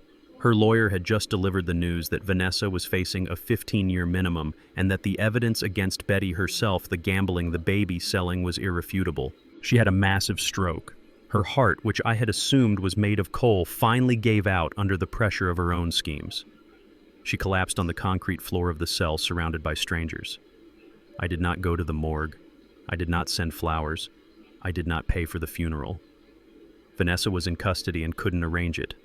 The twins were destitute and couldn't afford it. Betty was buried by the state in a pauper's grave, a final poetic indignity for a woman who had spent her life chasing luxury at any cost. She died as she lived, gambling with stakes she couldn't cover. And Ray Miller, the biological father, the cool dad. He didn't last 6 months. Prison is a hard place for a man who talks too much and owes too much. Ray had gambling debts on the outside, and it turns out debts follow you inside the walls. Brad heard it from his contacts. Ray had tried to run a hustle in the yard, tried to play the big man. He offended the wrong people. He was found in the showers with a shiv in his ribs. He died alone on a wet tile floor, bleeding out before the guards even noticed. The 3 people who had conspired to destroy me were gone, dead or buried in concrete boxes. The threat was neutralized. The enemy was liquidated. But there was still the matter of the collateral damage, Dante and Darius. I saw them a week after I sold the house. I was driving my Cadillac through the industrial district, heading to the steel yard to check on a materials order for a friend. It was raining a cold gray drizzle that turned the city into a monochrome photograph. I saw them at a bus stop near a construction site. They were wearing neon yellow vests and hard hats that looked too big for them. Their boots were covered in mud. They were eating sandwiches out of plastic bags, huddled under the shelter of the bus stop, shivering. I pulled the car over. I rolled down the window just an inch. I watched them. They looked exhausted. Their faces were thin, the soft edges of privilege honed away by hard labor. Dante had a bruise on his cheek, probably from a piece of rebar or a clumsy swing of a hammer. Darius was rubbing his lower back, a gesture I knew well. They were working. They were digging ditches or hauling concrete. They were doing the kind of work I had done when I was 18, the kind of work that breaks your body if you aren't careful, the kind of work that teaches you the value of $1 because you bleed for every single cent. They didn't see me. They were too busy eating, too busy being tired. They weren't talking. They weren't laughing. The swagger was gone. The arrogance of the private schoolboys who thought they owned the world was gone. In its place was something else, something harder, something real. I watched Dante break his sandwich in half and give a piece to Darius. I watched Darius nod in thanks. They were surviving. They were learning to rely on each other because they had no one else. The safety net was gone. The bank of Dad was closed. The cool father was dead. The rich mother was in prison. They were Millers now living a Miller life. I put my hand on the door handle. A part of me, the father part that never really dies, wanted to get out, wanted to call them over, wanted to put them in the warm car and take them to a steak dinner, wanted to write a check for their tuition and say, "It is okay, I forgive you." But I took my hand off the latch. If I saved them now, I would ruin them forever. If I saved them now, they would never learn that actions have consequences. They would go back to being entitled, soft, and ungrateful. They needed this mud. They needed this cold. They needed to know what it felt like to stand on their own 2 feet, even if those feet were blistering in cheap boots. I rolled the window up. I put the car in gear. "Goodbye, boys," I whispered. "Become men." I drove away. I left them in the rain. It was the cruelest, kindest thing I could do. I moved into a townhouse 3 blocks from Keisha and Brad. It was smaller than the mansion, but it was solid. Brick walls, hardwood floors, a fireplace that drew perfectly. It was a home, not a stage set. I spent my days consulting for the firm, taking only the projects that interested me. I spent my evenings having dinner with my daughter and her husband. I watched my grandson play in the yard. I taught him how to hold a hammer. I taught him how to measure twice and cut once. And I did one more thing. I took the money I had recovered from Vanessa, the millions she had tried to steal, the assets the court had seized and returned to me, and I started a foundation, the Isaiah Freeman Scholarship Fund. It was not for my family. It was for kids like I used to be, black kids from the South Side, kids with calloused hands and bright minds who wanted to be engineers, architects, and builders, kids who knew the value of hard work but didn't have the means to get the education they deserved. Every year I selected 10 students. I paid their full tuition. I paid for their books. I paid for their housing. I gave them the start that I had given Dante and Darius, but these kids didn't take it for granted. They looked at me with hunger and gratitude, not entitlement. I met with them once a month. I mentored them. I told them stories about the bridges I built and the mistakes I made. I told them about structural integrity. One afternoon, 5 years after the trial, I was sitting on my porch reading a letter from one of my scholars. He had just graduated top of his class from Georgia Tech. He thanked me for saving his life. He called me a father figure. I put the letter down and looked at the sunset. I was 80 years old. My hips still hurt when it rained. I was alone in the sense that I had no wife, but I was not lonely. I had purged the rot from my life. I had torn down the condemned structure that was my marriage. And on the empty lot, I had planted a garden. It wasn't the legacy I had planned. It wasn't the bloodline I had hoped for. But it was real, it was honest, and it was built to last. I took a sip of my iced tea. I thought about Vanessa in her cell. I thought about the twins in their work boots. I thought about the lie that had almost killed me, and I smiled. I was Isaiah Freeman. I was a builder, and I had finally built a life that could not be shaken. The sun dipped below the tree line, setting the Georgia sky on fire with streaks of violet and burnt orange. It was the kind of sunset that makes you believe in God, or at least in the idea that the day deserves a beautiful funeral. I sat in my rocking chair on the wraparound porch of the townhouse, a blanket draped over my legs to keep the evening chill out of my bad hip. The wood of the chair creaked a slow, rhythmic song back and forth, a metronome keeping time for the final chapter of my life. I was 80 years old. My hair was white as cotton now, and my skin had thinned like old parchment, but my eyes were clear. I looked out onto the lawn. The grass was green and manicured, not because I paid a service, but because Brad cut it every Saturday. He said it helped him think. In the middle of the yard, my daughter Keisha was chasing a toddler, my great-grandson. He was 2 years old, a bundle of energy and laughter named Malik. Brad was sitting on the grass pretending to be a bear, growling playfully as the boy shrieked with delight and ran into Keisha's arms. I watched them. I watched the way Brad looked at Keisha with a steady, quiet adoration that hadn't faded in 20 years.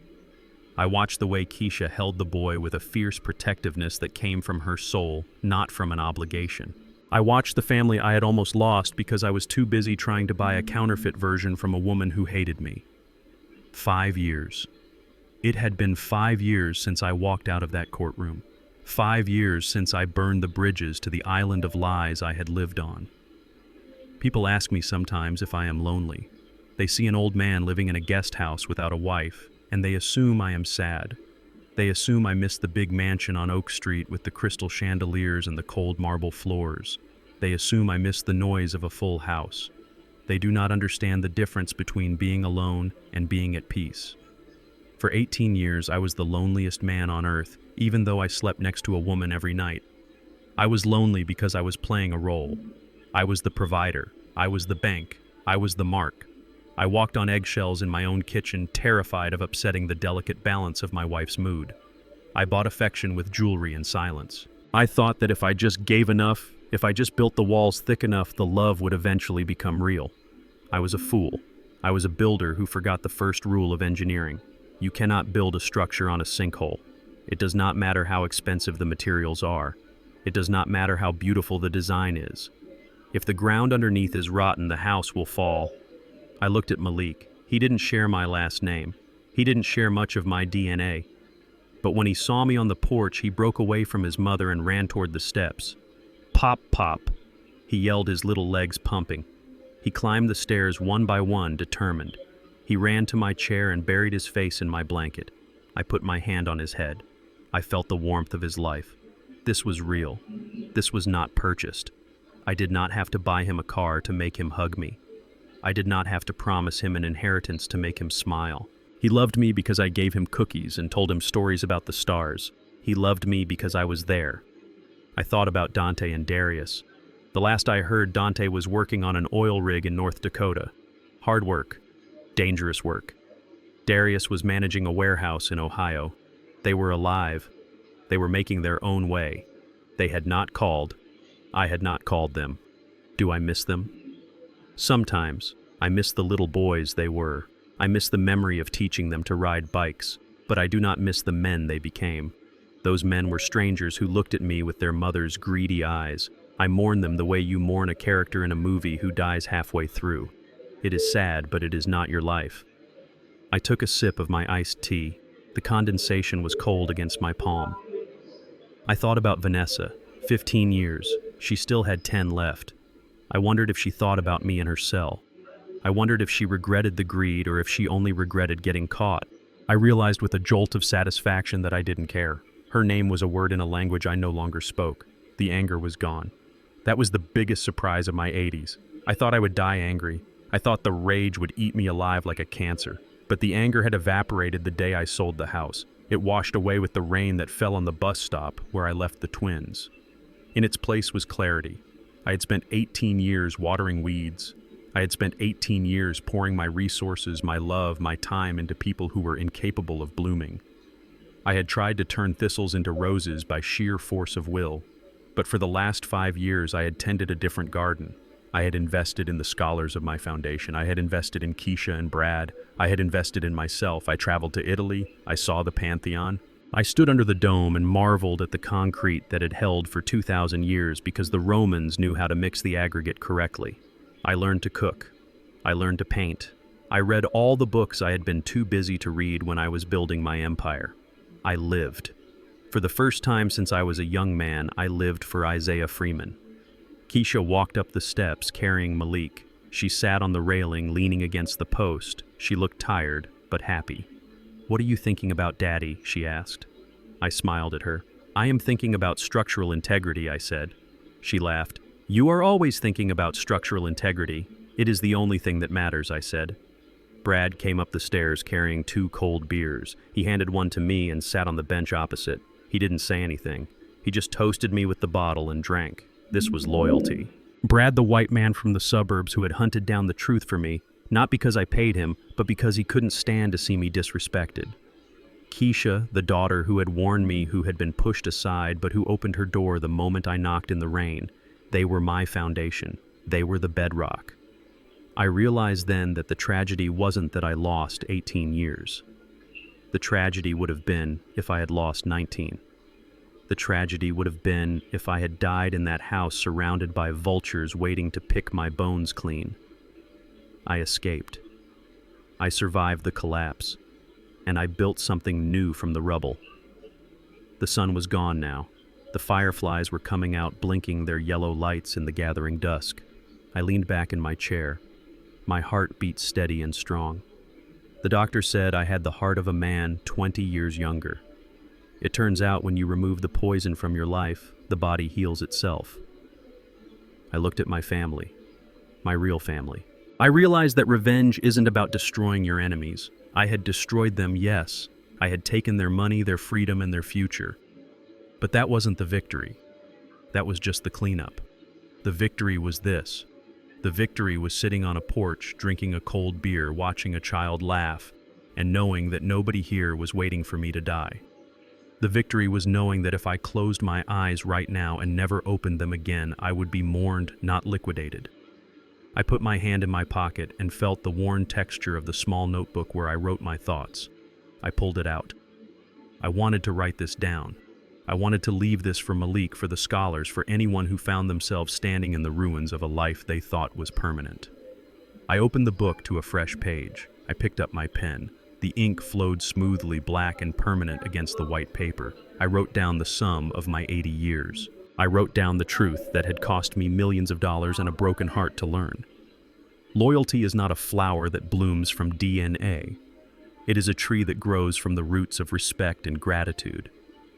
I spent 18 years watering weeds, hoping they would turn into roses simply because I gave them my name. I was wrong. A name is just a label.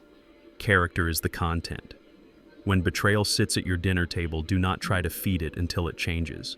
Starve it out. The moment you stop tolerating disrespect is the moment your real life begins. Protecting your peace is the highest form of self-love, even if it means walking alone. I spent a lifetime calculating stress loads for steel and concrete, yet I miscalculated the weight of my own worth. I thought providing for people was the same as being loved by them. It is not. You cannot buy loyalty, and you cannot build a home on a foundation of deceit. Sometimes the bravest thing a man can do is not to hold on, but to let go. To strike the match and walk away from the wreckage. Rebuilding from scratch at 75 isn't a tragedy, it's a triumph. Your peace is the only real estate that truly matters. Defend it with everything you have. If you believe that respect is non-negotiable, hit that like button and subscribe for more stories about justice and redemption. Let me know in the comments. Would you have forgiven the twins, or did Zeke make the right call?